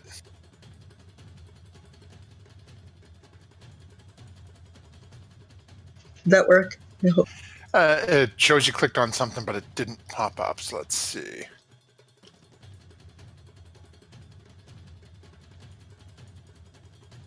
Okay, there's not one that pops. Let's see. It's a 5 Yeah, foot I'm clicking on it for some reason. fire. Okay, so it is a 5-foot sphere. So where are you sticking this? Can I draw on this map? Sure.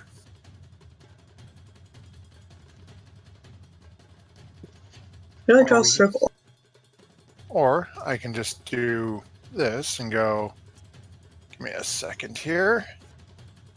We'll say generic token controlled by Solana. Save. And poof! Nice. You now have, and you should be able to move that token. Oh, you're on your draw tool. Yeah, I got it now. Thanks. Okay. So where are you putting your little ball of fire? There, so she must make a dex saving throw or take 2d6 fire damage on a failed save. Okay.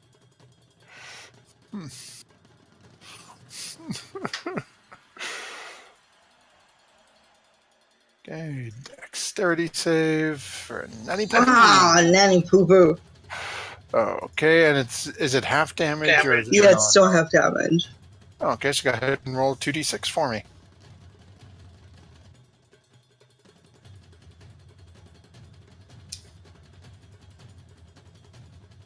Ooh, not bad. Okay.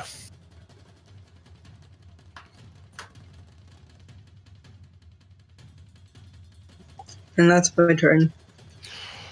Okay. That brings us over to our next little friend, who,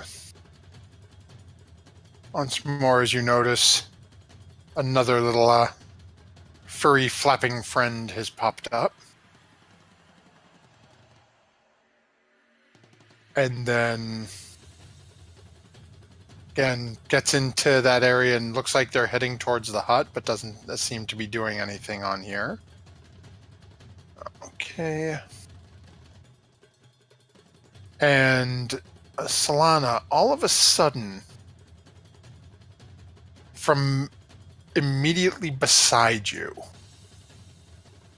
you hear a low groaning sound as the ground, mere feet from you, erupts in a shower of dirt Oh, great. as two massive arms claw their way out of the ground beside you. Oh, fantastic. And standing up and taking one step forward is going to make a slam attack against you. Oh, crap. Okay. That does not hit. Apparently not going to hit. Yeah. That will end its attack, or its turn. That will bring us over here. And again, actually, yes, nothing. And then... Can I use my One, two. reaction, my spell? Sure, if you'd like to. Alright, I'll cast Magic Missile at the flesh column. Okay, so go ahead and make your roll. And while you're doing that, Quen, you happen to notice that another little flying critter has popped up, flying about 10 or 12 feet above your head, moving towards the, whatchamacallit, moving towards the hut. Okay.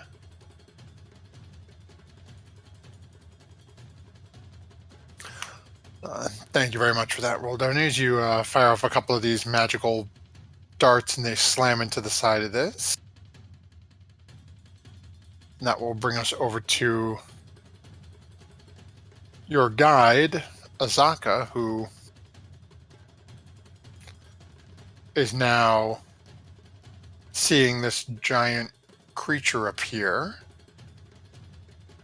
Is going to fire off 2 longbow attacks at that same flesh golem.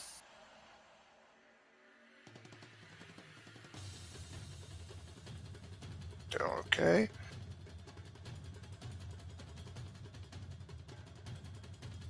So as you guys watch as Azaka fires off 2 arrows, one slams into its shoulder, the other goes sailing wide.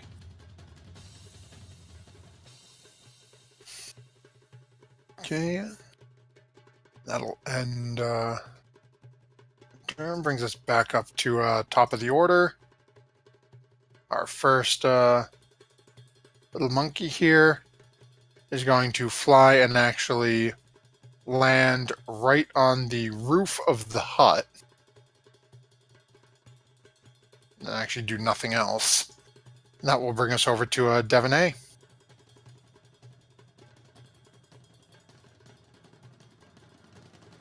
Alright, I am going to start attacking Nanny Poo Poo.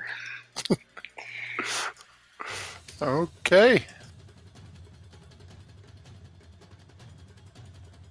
And I'm going to try to stab her and do all that fun stuff.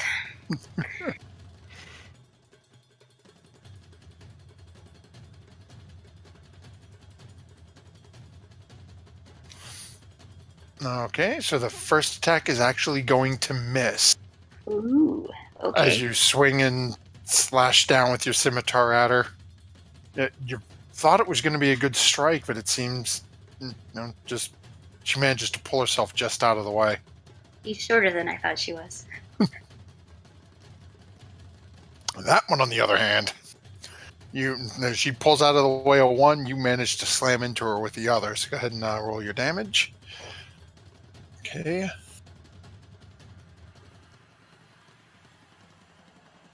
And the third strike will miss as well.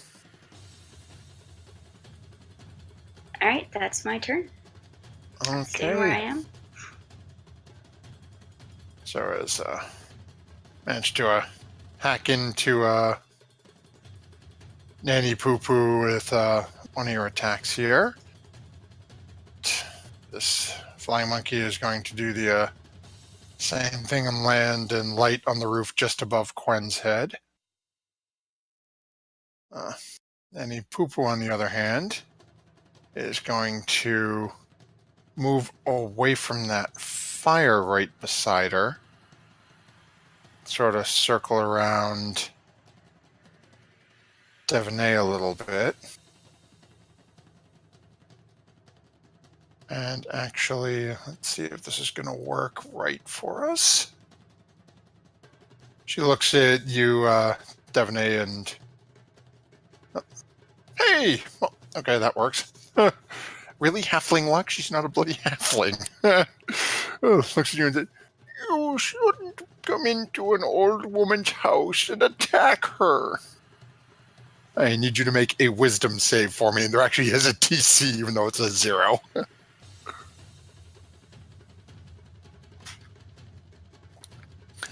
Okay, and unfortunately you do not make it, so you take 2 psychic damage. And if I remember Vicious Mockery correct, that means your next attack has disadvantage. All right. Just double check that. Where's our bard when you need her? Need him. There we go. Disadvantage on next attack roll, yep. Okay. And that'll bring us to Quen. Question. Has this flying monkey next to me noticed me? You're not sure about the one on the roof that sort of flew past you and landed down on the roof. The one that's flying right next to you and heading towards the roof, you're pretty sure as it's coming from that side, it saw you. How far above me is it? About 10, 15 feet. Okay, then I'm gonna run past it and then go into the hut. Okay. And then I guess I'll end up there. and I'm like, oh my god, Devonay, what the crap? This is so much, so early in the morning. And then I'll cast Magic Missile on Nanny Poo Poo. Okay. Let's go ahead and cast that spell for us. No! Okay. Oh, not bad. And did you mean to cast it at a higher level? Yeah, I cast it at level 4, but it looks like one of my thingies was a 1, which sucks. Yep. No worries. Still does a decent chunk of damage to her as these multiple magical darts go slamming into this frail old woman's form. She is surprisingly still on her feet, though. Neither you nor Devonay would have expected this old woman to be able to take some of the shots that you guys have laid on her. Anything else you're doing? No, that was my action. Yeah, that's it, and I use my movement. Okay, so that'll bring us back over to Solana. Okay, I'm gonna 5-foot step. And I guess the only thing I can do is, like, take a hit at this guy with my quarterstaff. Okay. So go ahead and make your roll. So that is definitely going to hit. So go ahead and roll for me. So as you pull out your quarterstaff and slam it across the front of this thing's face, and your hands jar from the impact. You notice this creature doesn't seem to react at all. Oh crap! Just sort of, as you slam into the side of its face, it just sort of cracks its neck and looks back at you. Am I allowed to do a cantrip? If you have one, it's a bonus action. Oh no. Okay. Okay, anything else? You staying where you are? You moving? This thing will swing at me if I move, right? Yep. Okay. No, I'm gonna run. You're gonna run?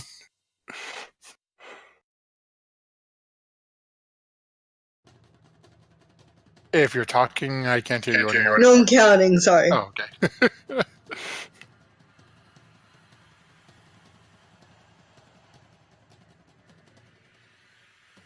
I ran.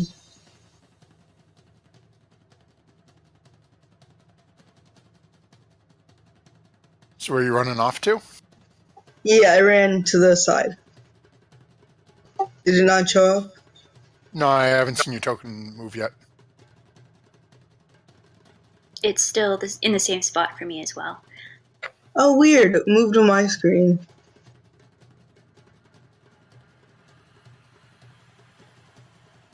Can you ping where you're moving it to?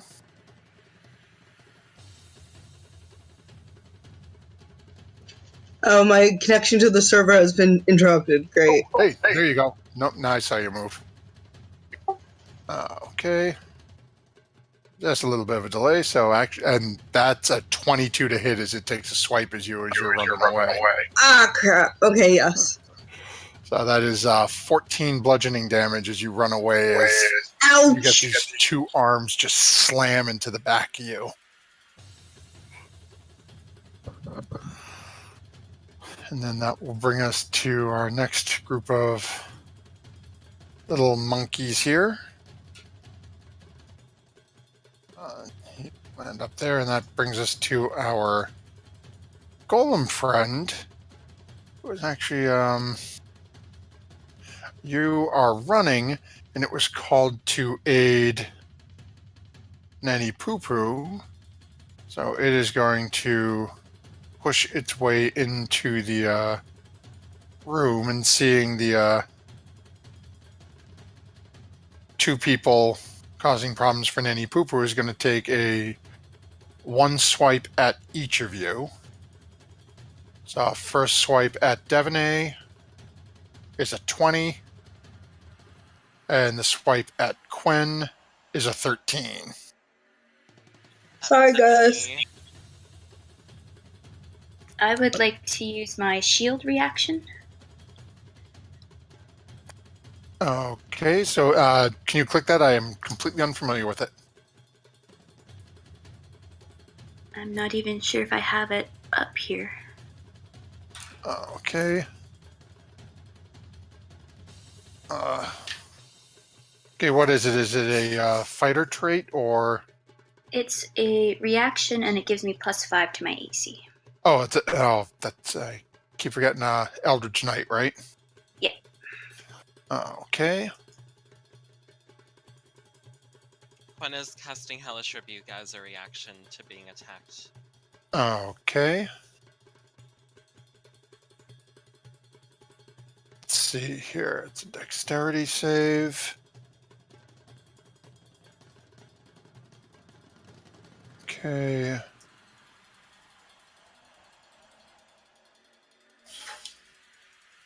Get rebuked! Don't touch me. Where did my pen go? There we go. Okay.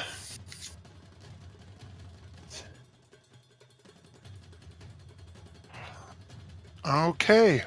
So that's going to end its turn. Okay, so that brings us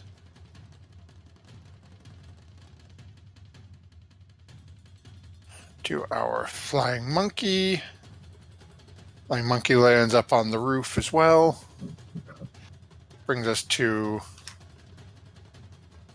Azaka, who is actually going to stay outside there, but once more is going to fire off 2 arrows in at the golem, as Azaka has not been close enough yet to realize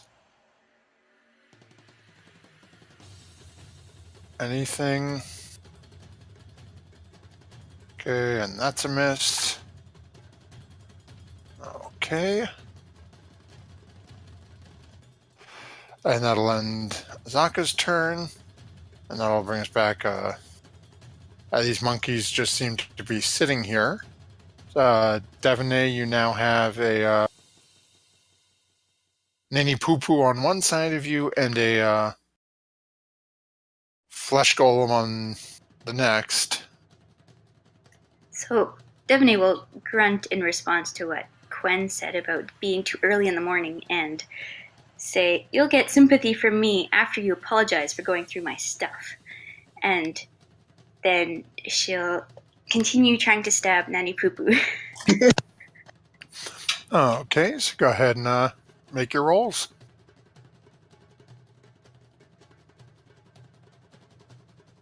Yes, there are. Okay. So the first attack is going to miss because of the vicious mockery. Gave you disadvantage on your first attack. Right, okay, so but it's just my first attack? I believe Or so. Let should me be. double check. I think that said the first attack. On next attack roll it makes. So yeah, it was just the one. Well, Okay, so as you go to swing once and then he poo pulls out of the way, your next shot is just wildly wide. Oh, Not much luck with the third one either. just not my day. Looks like Nanny Poo Poo is a little tough to hit at the moment. Okay, once more. Solana, for you outside, you notice that all of those flying monkeys that seem to show up after that whistle, they're all just sitting. They're not attacking. They don't seem to be doing anything other than sitting there. And actually, where you are located, you can actually see that there were 2 others that landed on the roof. oh, wow. Yeah, so there is a whole bunch. And what I'm going to do, just so they are not cluttering here, is we're just going to stack all these guys off to the side over here.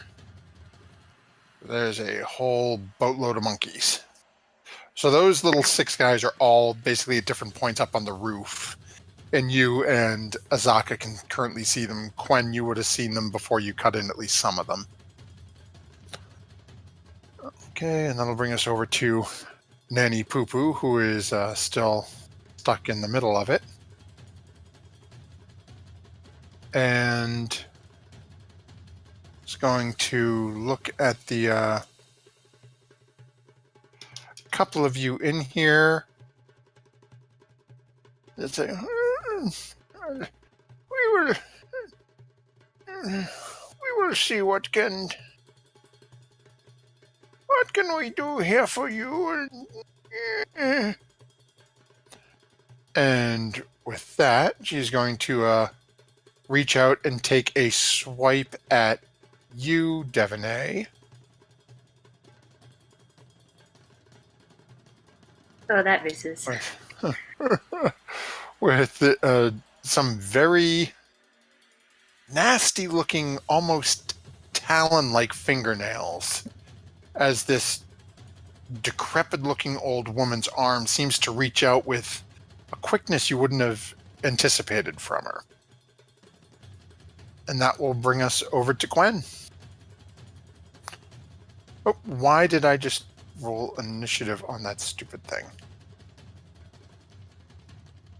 Okay, good. It didn't actually roll it for me. Okay, so So Quen will first he will glow silvery with his song blade singer aura stance, and will cast green flame blade on this flesh golem. My dagger, aka bookmark, glows a glowing green fire as I strike this flesh golem, and then a spark of green fire leaps from him and into Nanny Poo Poo. Okay, so go ahead and roll your damage with bookmark first.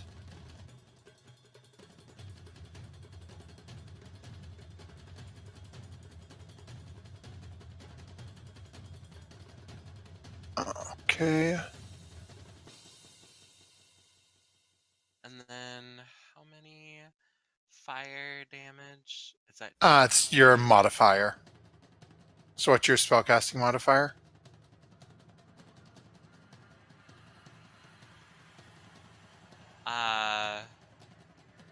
you mean like intelligence modifier or? Yes. Oh, it's up 3. Okay, actually, let me just... But then it's like, it says increases to 1d8 fire damage at 5th level. An extra 1d8 fire An damage. extra 1d8. Okay. Oh, okay, so go ahead and roll...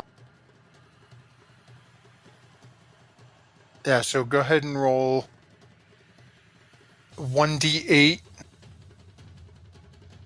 and then a 1d8 plus 3.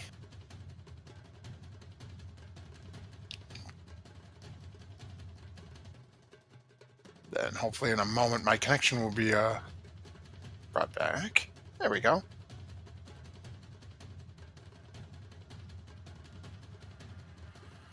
Whoa, big fire. Okay,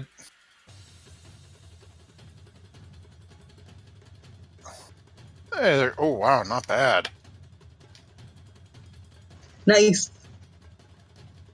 Okay. This. Okay. So as yeah, does that end your turn? Yes, for now. Yeah, I did all my Okay. things. So that brings us over to Salama. Okay, someone do something for me. My screen just went black. Okay. I've got a couple things. Your sphere of fire that's in the hut. You can move up to 30 feet. I can't, but I don't want to. I can't leave it with 10 feet of people. Don't worry about me. Sure you can.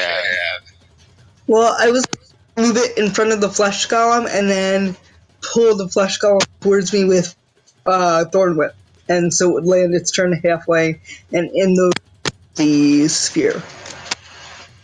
Okay, so let me just take a look at I think I can do that. sphere. Next, I think it was a bonus action to move it.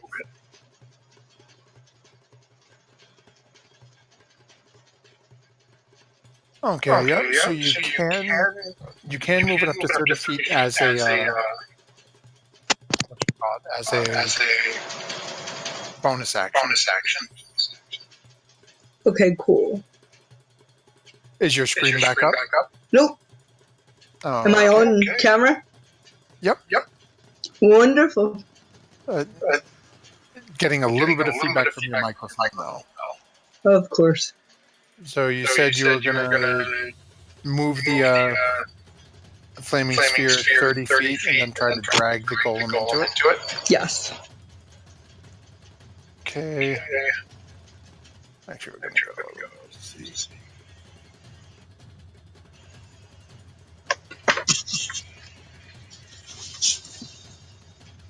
Okay, now I lost you on camera. Okay, so you over here so you can see. Okay, I'm gonna restart then. Okay. I'll be right back. While you're doing that, we're gonna see if I can get this pulled for you.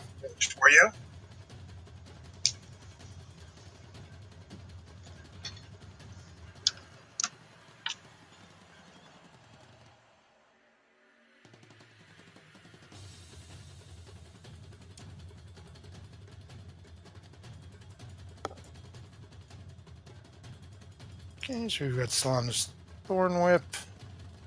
And unfortunately, Solana, if you can still hear me in chat, your Thorn Whip is going to hit.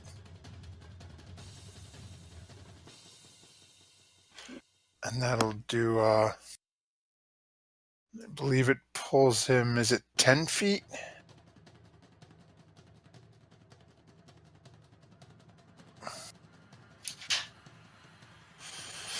Huh. Please forgive me, viewers, are waiting for Solana to reboot, so I gotta flip and look up a couple of her spells while she's reloading back with us.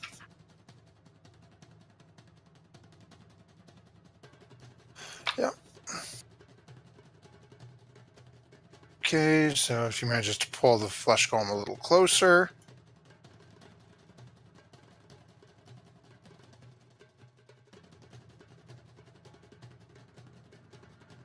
Okay.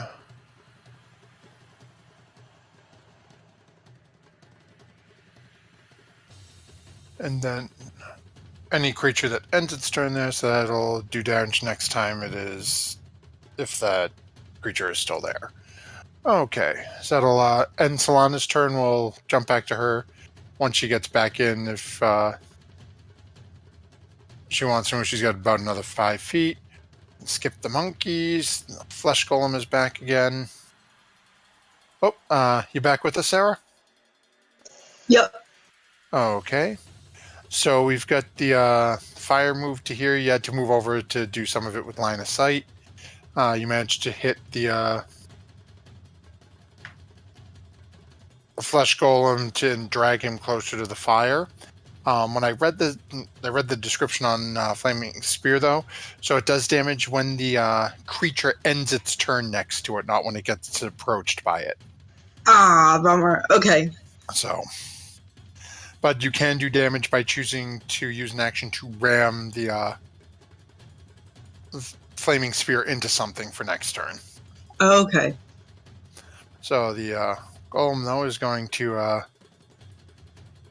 charge ahead to Quen right in front, and is going to make 2 slam attacks against Quen.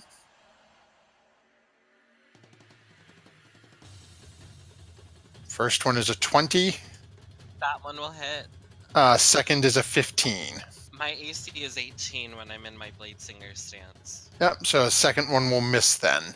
So you take 13 points of bludgeoning damage from the first attack as this creature takes 2 large steps at you and just brings both arms down right on top of your shoulders. I'm gonna use my reaction to shield myself against that first attack. Do I have shield? Hold on. I should have shield. I do. Okay. That will end its turn from its 2 attacks. They're going to bring us back to Azaka, who is going to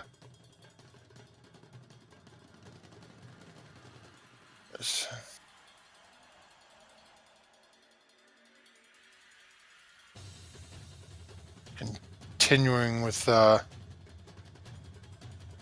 what she has been doing. It's going to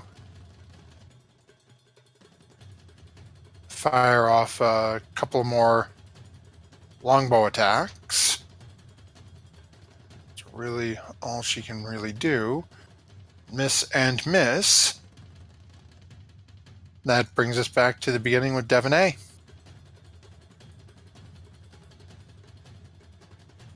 Third time's the charm.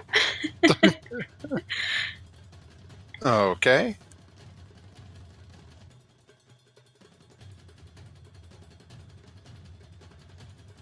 Okay, and apparently not. As whoops. Talk about spoilers. Huh. Okay, second shot will hit.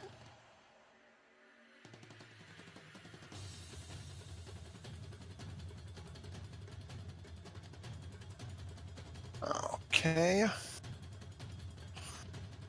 Nice. Oh, that one will definitely hit. Finally. So go ahead and roll some. Ooh, very nice. So you definitely notice that this old woman is starting to look a little bit more haggard than she was a few moments ago.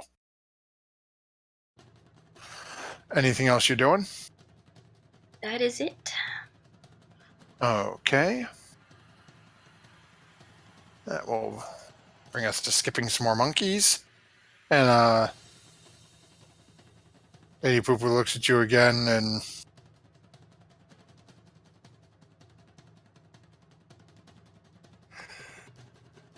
looks around, and you see she's starting to look a little panicked.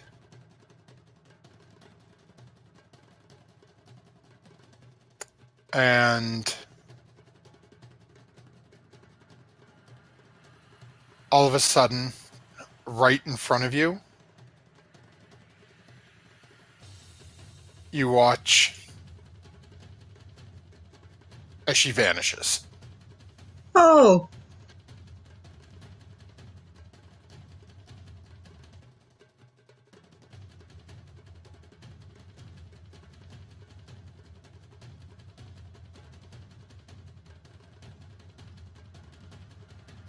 And as you look as you can see absolutely no trace or mark of her anywhere.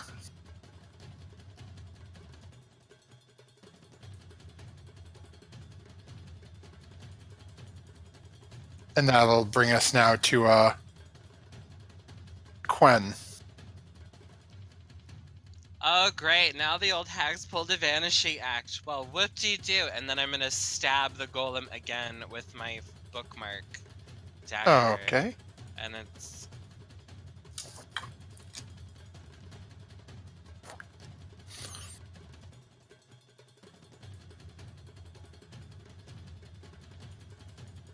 nice. Okay, and that will definitely hit, so go ahead and roll damage.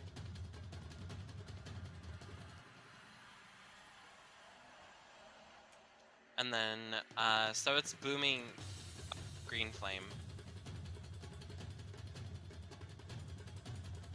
How did we decide to do the d8s? One d8? So it's just 1d8 for the first attack, according to the spell.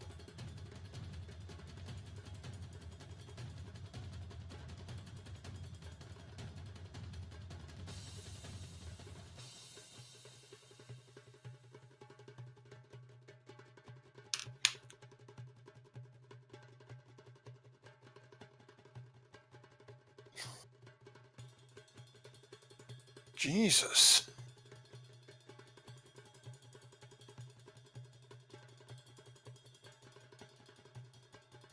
Okay. So you are definitely enjoying rolling those d8s.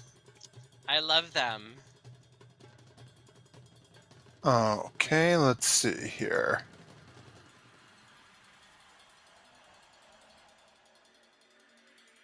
Okay.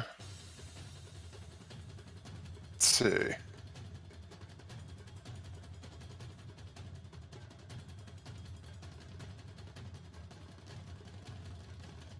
Let's see here. Okay, so and you're staying there, you're not moving or anything? Not yet.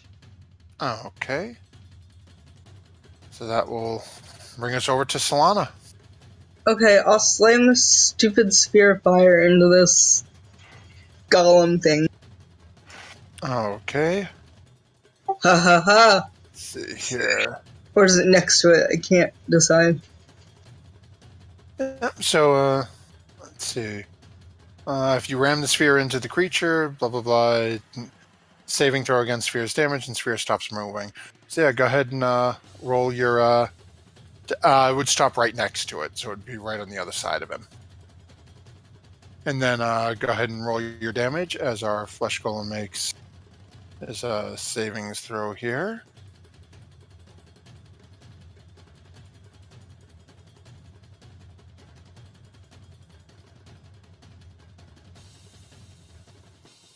Ugh, I wouldn't roll damage.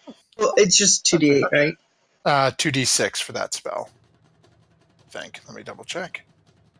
Yep, 2d6. Okay.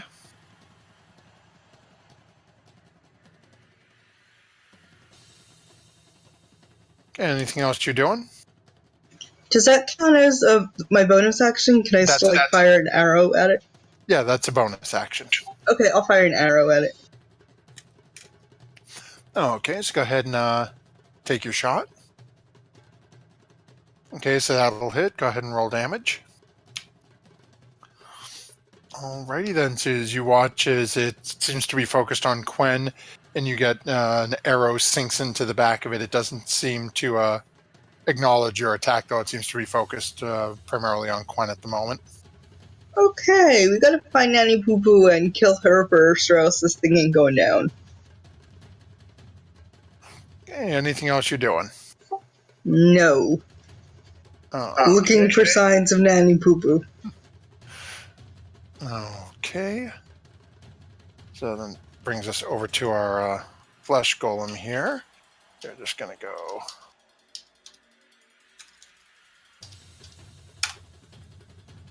Okay. So this is going to make another 2 attacks down at Quen here right in front. So that is hideously going to miss. And that is a 13, so that'll miss as well. Ha, suck it, Flesh Golem.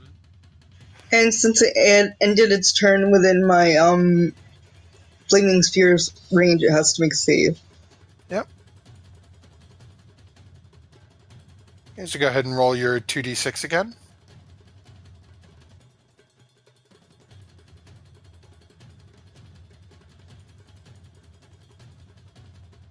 Okay.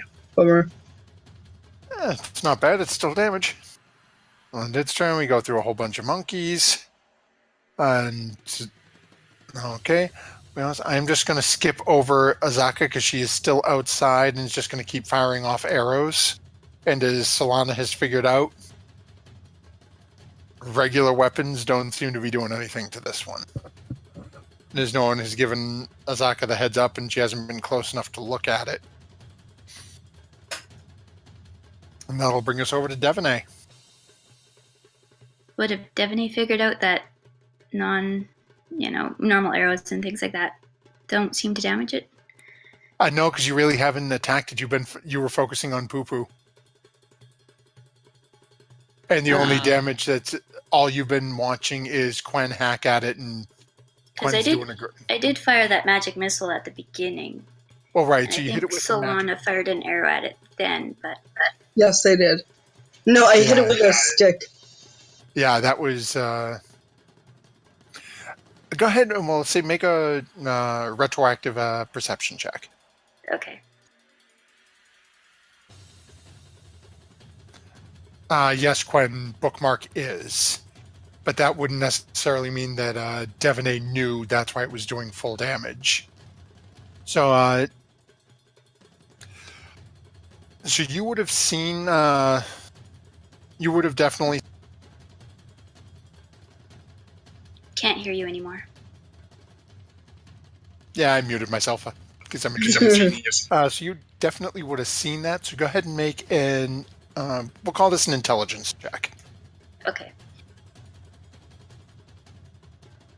Yeah, so Quen, as you're attacking him, as far as you're concerned, he's taking normal damage. Everything seems to be working fine for you. With that, you'd say you're very confident that he seemed completely immune to Solana's attack. You're not 100% sure if it's just that he's immune to bludgeoning, or it's from non-magical items. Alright, I'd rather stay out of the range of this flesh golem anyway, so I am going to fire a firebolt.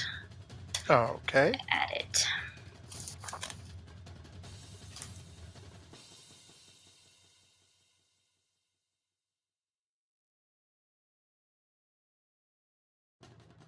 Oh goodness, I can't get a break. So, Quen, as you're sitting there and this thing has taken swipes at you left and right, all of a sudden you feel a very slight singe on the side of your hair as a small bolt of flaming energy goes flying beside your head, in between you and the golem. Quen screams, "Ah!"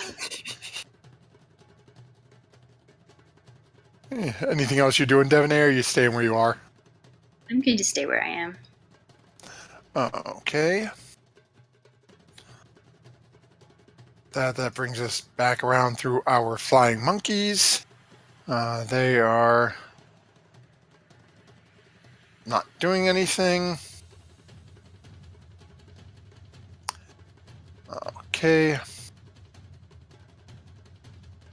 And with this, that brings us back to our missing friend here. And let's see here. Okay. And actually, Solana, you are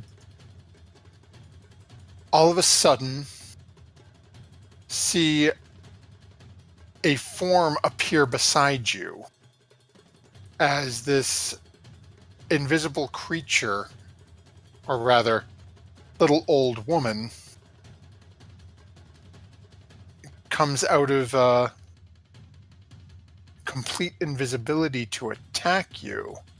And I believe being hidden gives them advantage on attack rolls. Let me just double check here.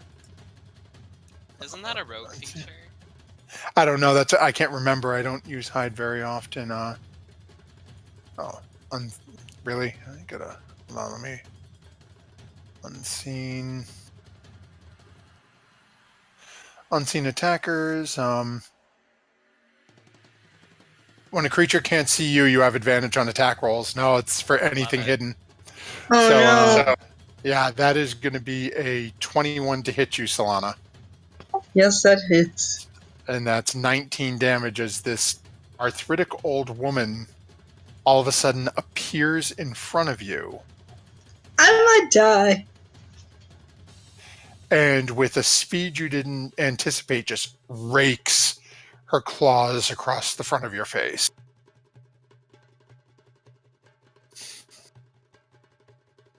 Okay. And with that will bring us back over to Quen, who is currently face to face with a rather large flesh golem. So Quen immediately sees Solana just right outside get cracked in the face by an old woman.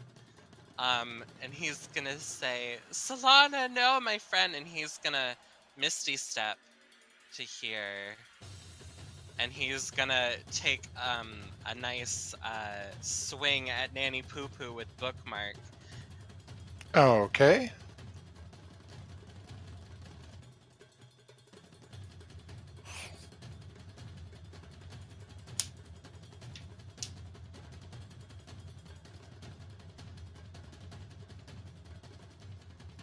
Okay, and that's just enough to hit. So go ahead and roll your damage.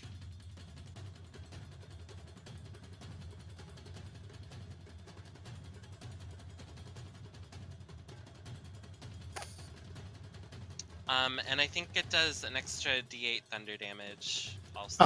Yes, if it moves willingly before its turn. Oh no, at the higher level section it says at 5th level the melee attack deals an extra 1d8 thunder damage on the target. Oh, okay. So go ahead and roll that.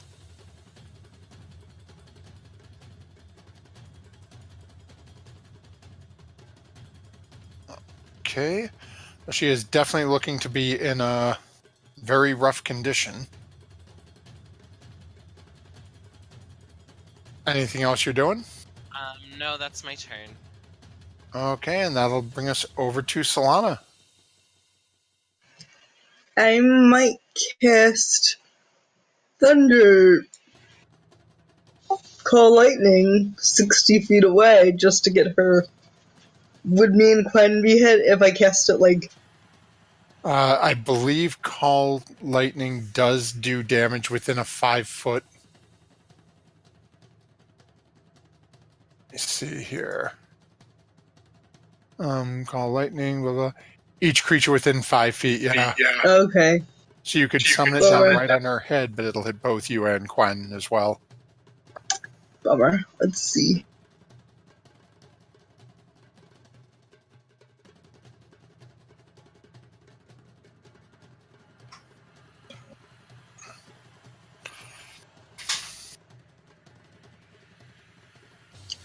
I'll heal myself.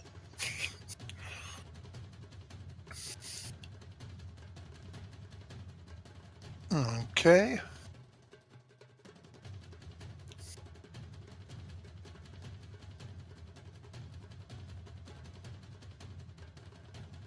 Wow, that was very nice. That was okay. I think that did 90% of what she did to you during that attack. She did 19, so you got all back except for a point.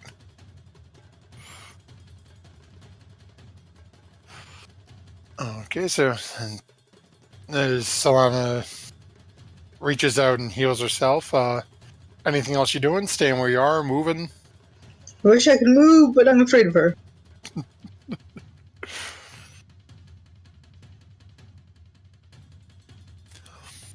Okay, then in that case, once more, we bypass the horde of flying monkeys sitting on the rooftop. Brings us back to the flesh golem, and... Okay. It's going to take a couple of steps forward to get beside Devaney here, and then take a couple of swipes at... As I roll initiative again, it's going to take a couple of swipes at you, Devaney. I have a 22 and an 11. Only one hits. Okay, so that is 17 points of damage from the first one. As it slams, again, as it comes walking up and just sort of gives you a dual clothesline, swiping its arms across the front of it. That will end, yeah. Skip the monkeys. That brings us back to Azaka, who now seeing Nanny Poo Poo out here is actually going to take 2 shots at the old woman. Come on, Azaka. Okay, first one will hit. Yeah. And second one will hit. Yeah. Does a decent chunk of damage, and you and Quen can both see that there is blood pouring out of this old woman at this point.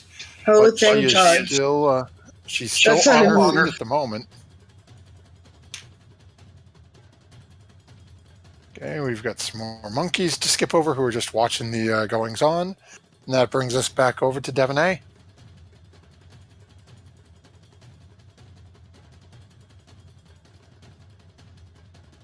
Well, this hasn't been going well for me, attack roll wise, but I'm just gonna try to hit this thing with my. Oh no, that's not a good idea. I'm gonna cast Thunderwave.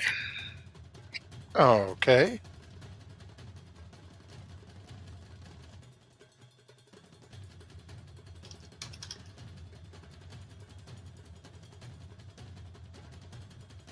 Let's see here.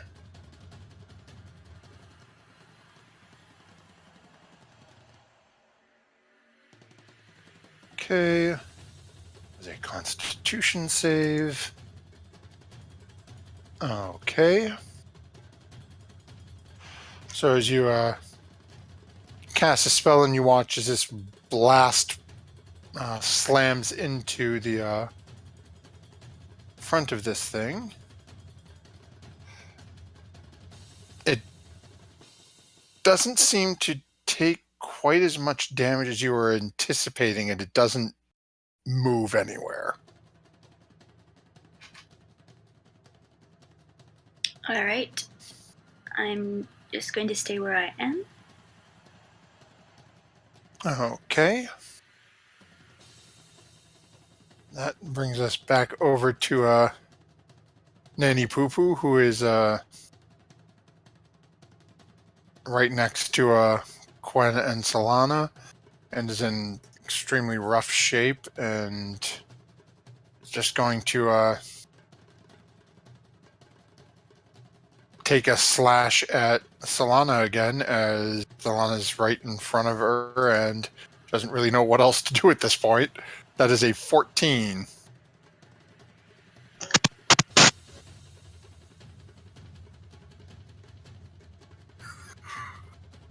Oh my god. You people. Oh, I'm assuming a 14 doesn't hit you, right, Solana? Okay. So this time, Nanny Poo Poo's trying to slash out and just sort of half-heartedly swipes, but it seems to be slowing down a little bit. And that'll bring us over to Quen. I will.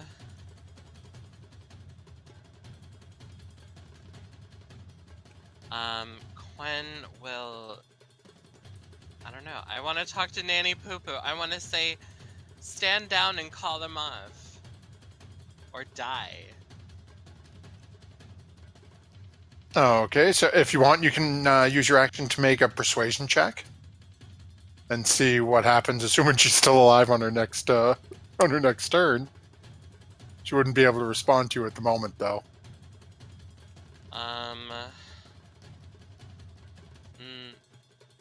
Jesus. What? Okay. Can I see the monkeys on her roof? Yep. Are they in that arrangement? How you have them?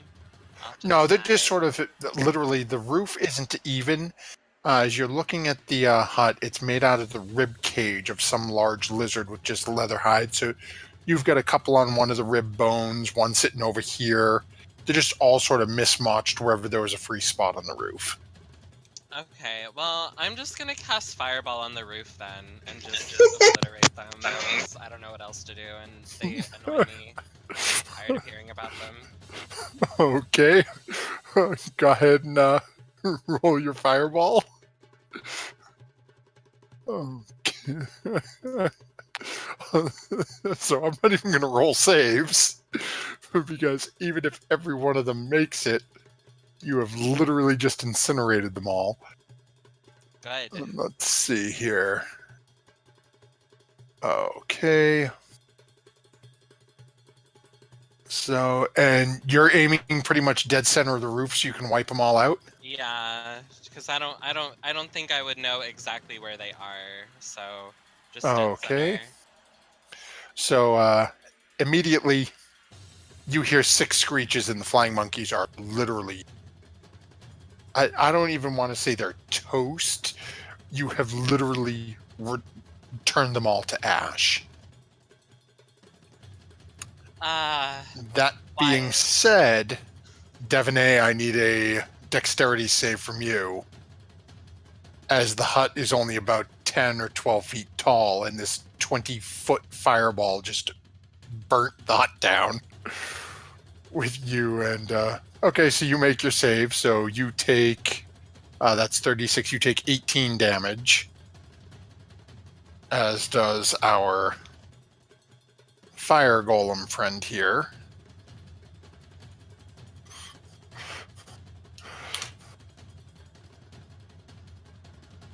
So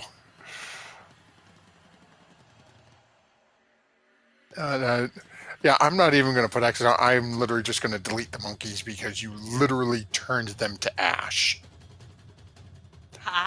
And Solana, as you're watching this, you see this fireball slam into the hut, and every bit of thatch and animal hide is completely enveloped in flame. And actually, if we go dead center, and yeah, actually I got to make one on Azaka as well, because she is within that 20-foot radius.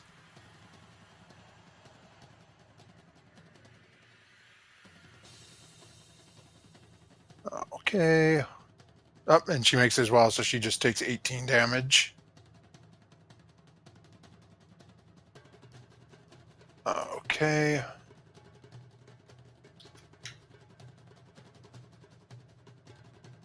Okay, anything else you're doing, Quinn? I'm just crying because I hit everybody. You have cooked. No, you I've have killed another literally. guide. Nope, Zaka is still standing, although you do see some of the hair singed and a somewhat pissed off look on the face, but She seems like a hardy gal. I think she's okay. Devaney, on the other hand, is looking very, very hurt. Devaney is also a hardy gal. No, she's really, really hurt. and that'll bring us to Solana. Okay, I was gonna thunder wave.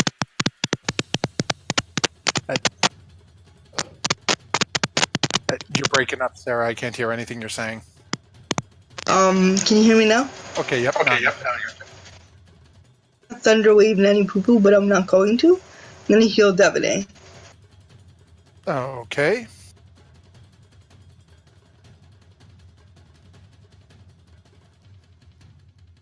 And I think this is my last 3rd level spell.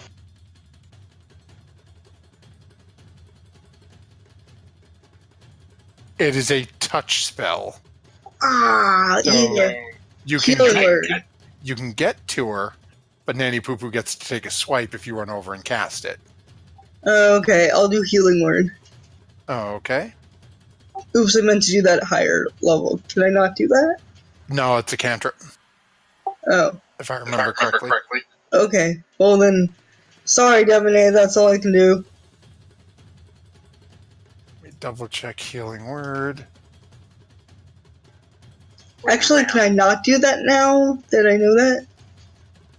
Yeah, I'll say sure if you want to run over and do it. No, now I want to hit Nanny Poo Poo because I didn't know that was touch. Sorry. Oh yeah, so you can still attack. Healing word as a bonus action. Oh, okay. So you then can I want cast to thunder. Can I thunder wave? What level is Thunderwave?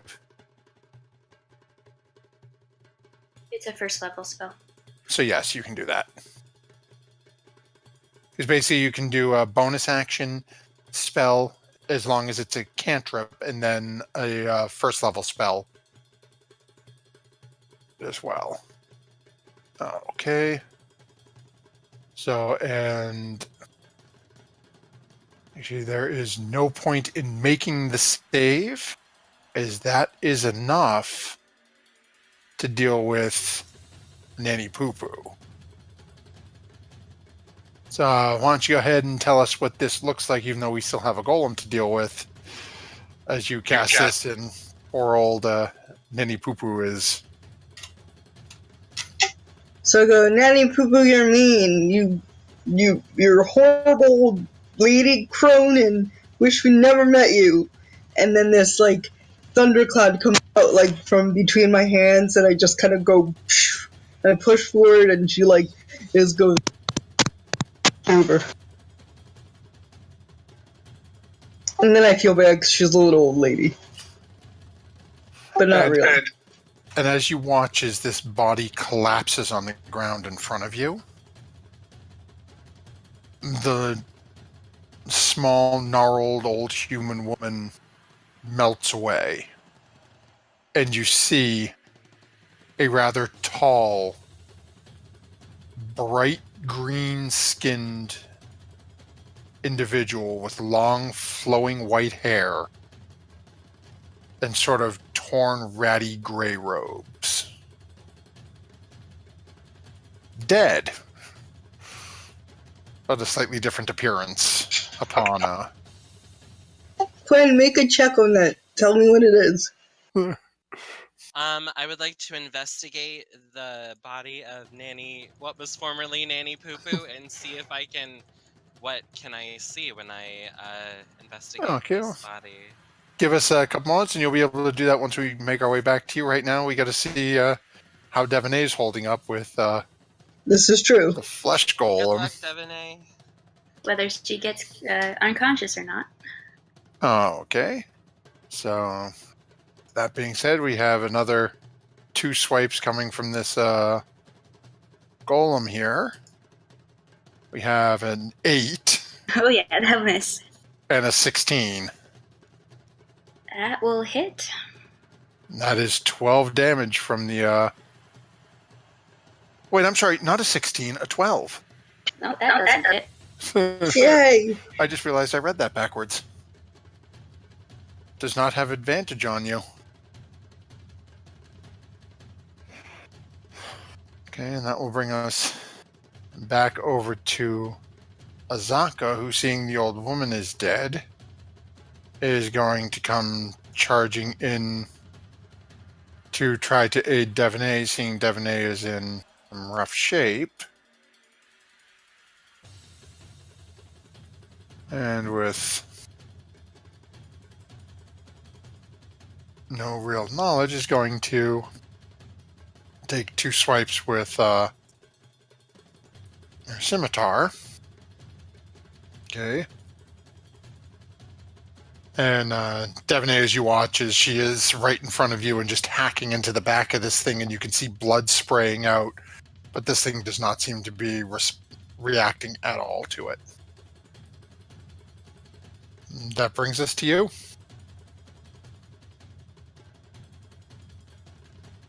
All right, I am going to do Shocking Grasp. Okay. Go ahead and make your roll.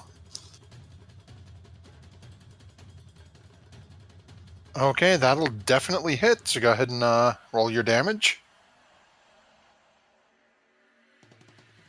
Okay, so as you reach out, grasp onto this thing and let loose with the with your shocking attack, and you watch as the lightning spreads from your hand and courses through this creature's body.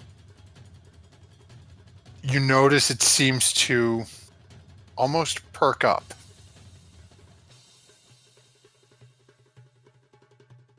Seem to enjoy that. That's not good.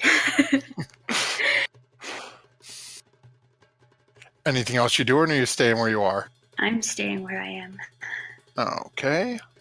So that'll bring us Oh, back wait. over to... I would like to use my bonus action and use Second Wind. Okay. So go ahead and make your roll. See how much health you get back for your second wind. And Digitio, you were right. This poor little old lady got bludgeoned to death. So that's 7. Okay, and then so Devaney gets to heal a little bit back, and then that brings us over to Quen. You said, Quen, you want to investigate the corpse of Nanny Poo Poo? Yeah, I'm gonna check it out. I'm gonna take a good look at it and let my friends inside deal with what they've been dealing with on their own pretty well so far. Okay, so go ahead and make an investigation check for me. You're the only one with a magic weapon. Okay, so let's see here. Where did a book?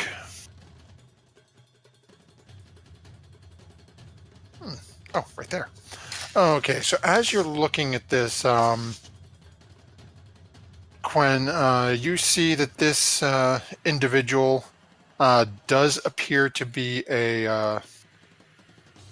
actually a hag, and you're as you're looking through over a couple of moments and poking and prodding and all that fun stuff. Let's see, doesn't really seem to have much on her. So let me see. Let's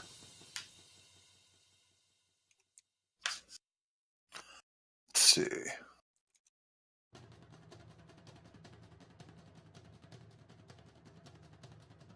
Now you notice that there are all she's got as you're looking through her is a couple of bricks. And as you're looking around with that roll, and because I really I didn't mention this at first because I didn't think you guys would go this road with her. As you're looking around and you see the bricks, you can see that there looks to be an old cistern about 55, 60 feet from you. And from this distance and with that roll, it looks like the bricks are about the same.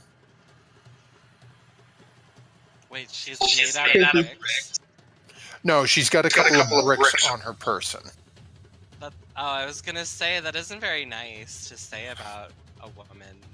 And then those couple of bricks she has, as you're glancing around going, bricks, what?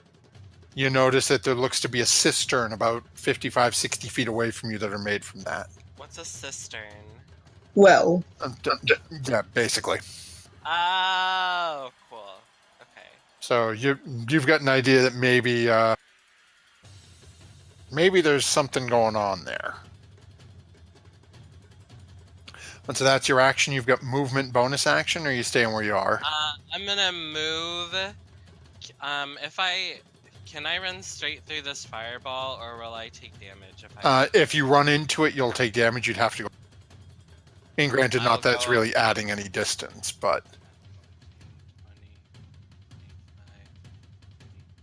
25. I end up there. And I will end my turn there because I used my action. okay. Yeah. So that'll bring us over to Solana. So Solana, you've just been advised by Quen that basically this is a hag, and you saw Quen pull a couple of bricks out of. I'm not going to say out of the body, but you know what I mean. fair enough. All right, I'm gonna go heal Devaney a little. Devaney, how are you? Holding up. Well, I still might get unconscious. If let's not do bugs that. end up hitting me. All right, so now I'll cure wounds. Okay.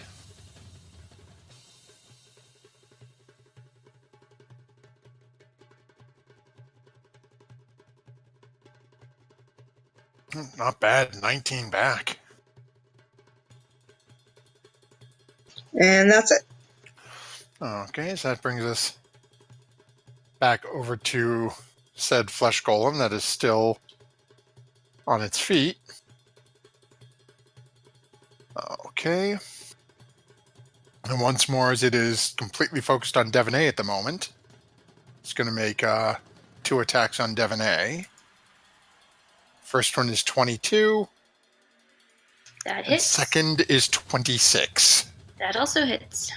So that is 28 points of damage to you from the 2 slam attacks as it just brings both arms down and a cross pattern across your head and shoulders.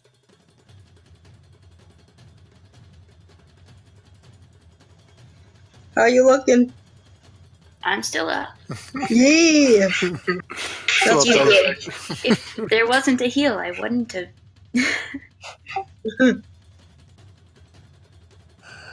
Okay, and that'll bring us back to Azaka, who I'm just going to skip over because she doesn't have any magical attacks. So, well, once more, just hacking at the back of the thing, hitting away, but doesn't seem to be responding to it. And that brings us back to Devaney.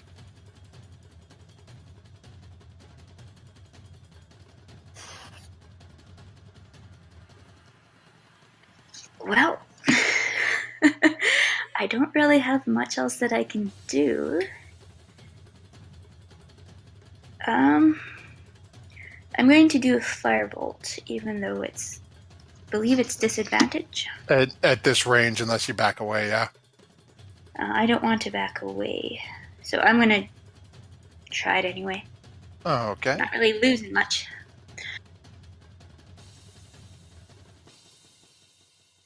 And that'll actually hit. So go ahead and roll your damage. Okay. And it is still standing as you get the slight scent of once more burning flesh as from point blank you reach out and fire a firebolt right into the chest and face of this creature in front of you. Anything else you're doing? My favorite smell. Gross. No, that's it. Okay. So that'll bring us over to Quen. Quen will give this ugly-looking thing a really good smack in the face with Bookmark. Okay, go ahead and roll your attack.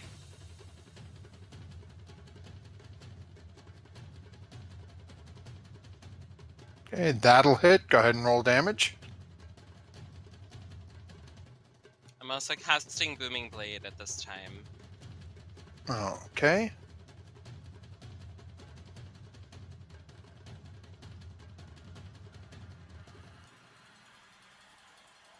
And Quen, how do you want to do this? Yeah.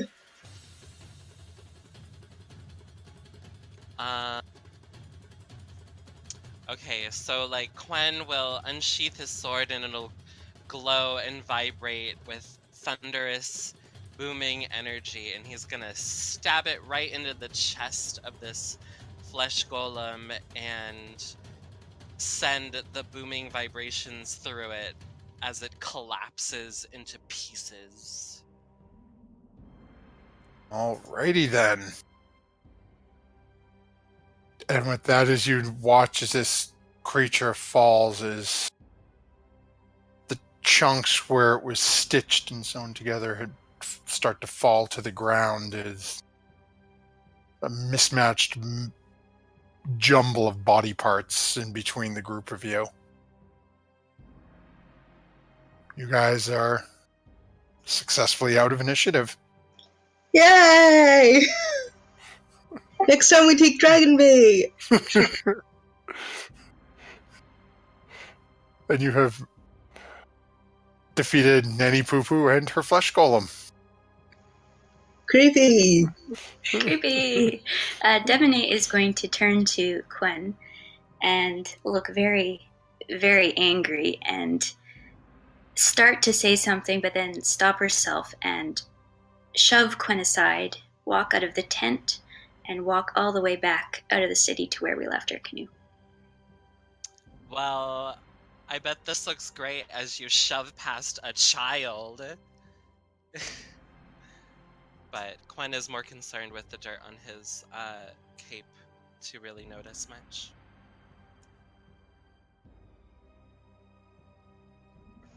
Okay. I go, Devaney, wait, okay. And I look for loot. Okay, as you look around the hut, it's pretty much bare bones in here. As you look and you see there's a small chair where she would sit. The what passes for a cooking pot looks to be worn. Some sort of weird root. Ooh, do I know what it is? Go ahead and make a nature check.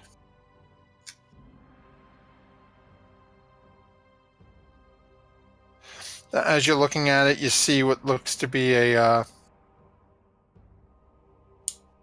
bit of like lizard in there, pretty much whole. Gross. And some sort of regular root vegetable, like almost like a turnip type thing. Well, that was a waste of a roll. Okay, I go after Devaney. Okay, so as you go taking off after Devaney, Quen, what would you be doing? Quen is just really like concerned and like wonders why everyone hates him right now, because he didn't attack the old lady, everyone else did first. So, you know, just mixed messages is all. And I was just trying to save my friends, so whatever.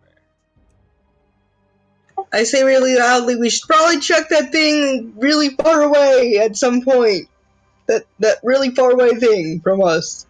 Down, like a football field away. We should do that tomorrow. Next week. Whatever. Throw what thing away? Devaney would like a rest because she's out of spells and down on hit points anyways. Oh yeah, ditto, but that thing eventually down there. As you guys walk back out of the hut and start looking around and realize it's been maybe an hour since breakfast. Oh my goodness. What a long day. I make a proper breakfast for everyone, and then I collapse with my egg. And what'd you say, Gwen? Oh, I said we can still take a long rest and have, like, light out to travel to.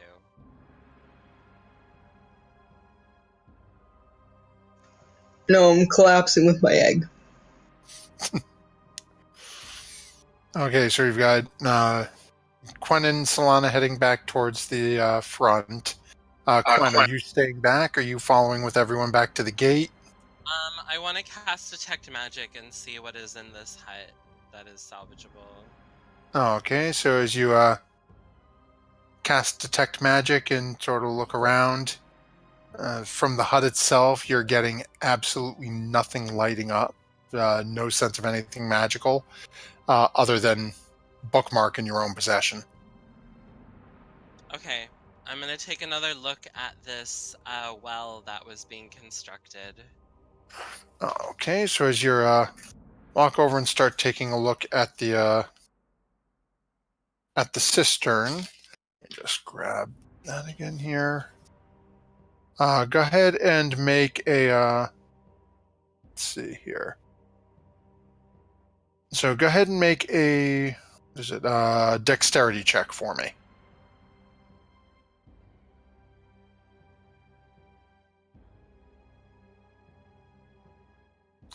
Okay, so you go over and start poking and prodding, looking around the well.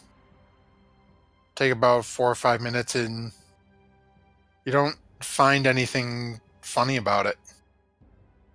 I'm not sure why she was carrying why she had these couple of bricks on her. But Can I investigate these bricks to see if they are unlike normal bricks? sure, go ahead and make a investigation check. Oh, they look like that's a- regular bricks to me. Yeah, they're the only thing remarkable about them is how unremarkable they are. You're thinking maybe she was maybe she was repairing the well, or you're not sure, and she must have just still had them on her person. And then you guys showed up.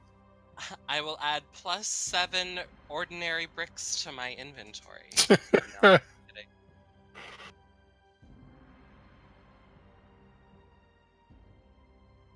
I head back to camp with everyone else.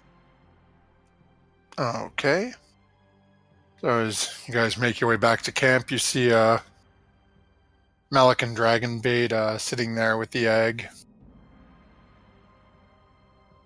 Doesn't seem like there was any problems, although Malik looks at the group of you with claw marks and wounds and bleeding, just,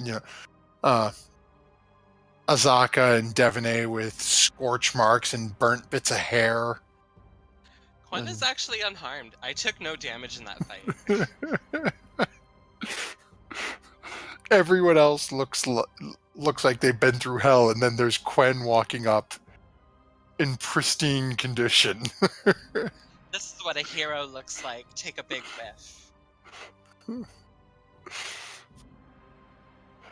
As you guys make your way back over, we find ourselves regrouping at the entranceway as you guys sort of push and climb through mounds of skulls to get back down to your back over to where your canoe and your waiting party members are.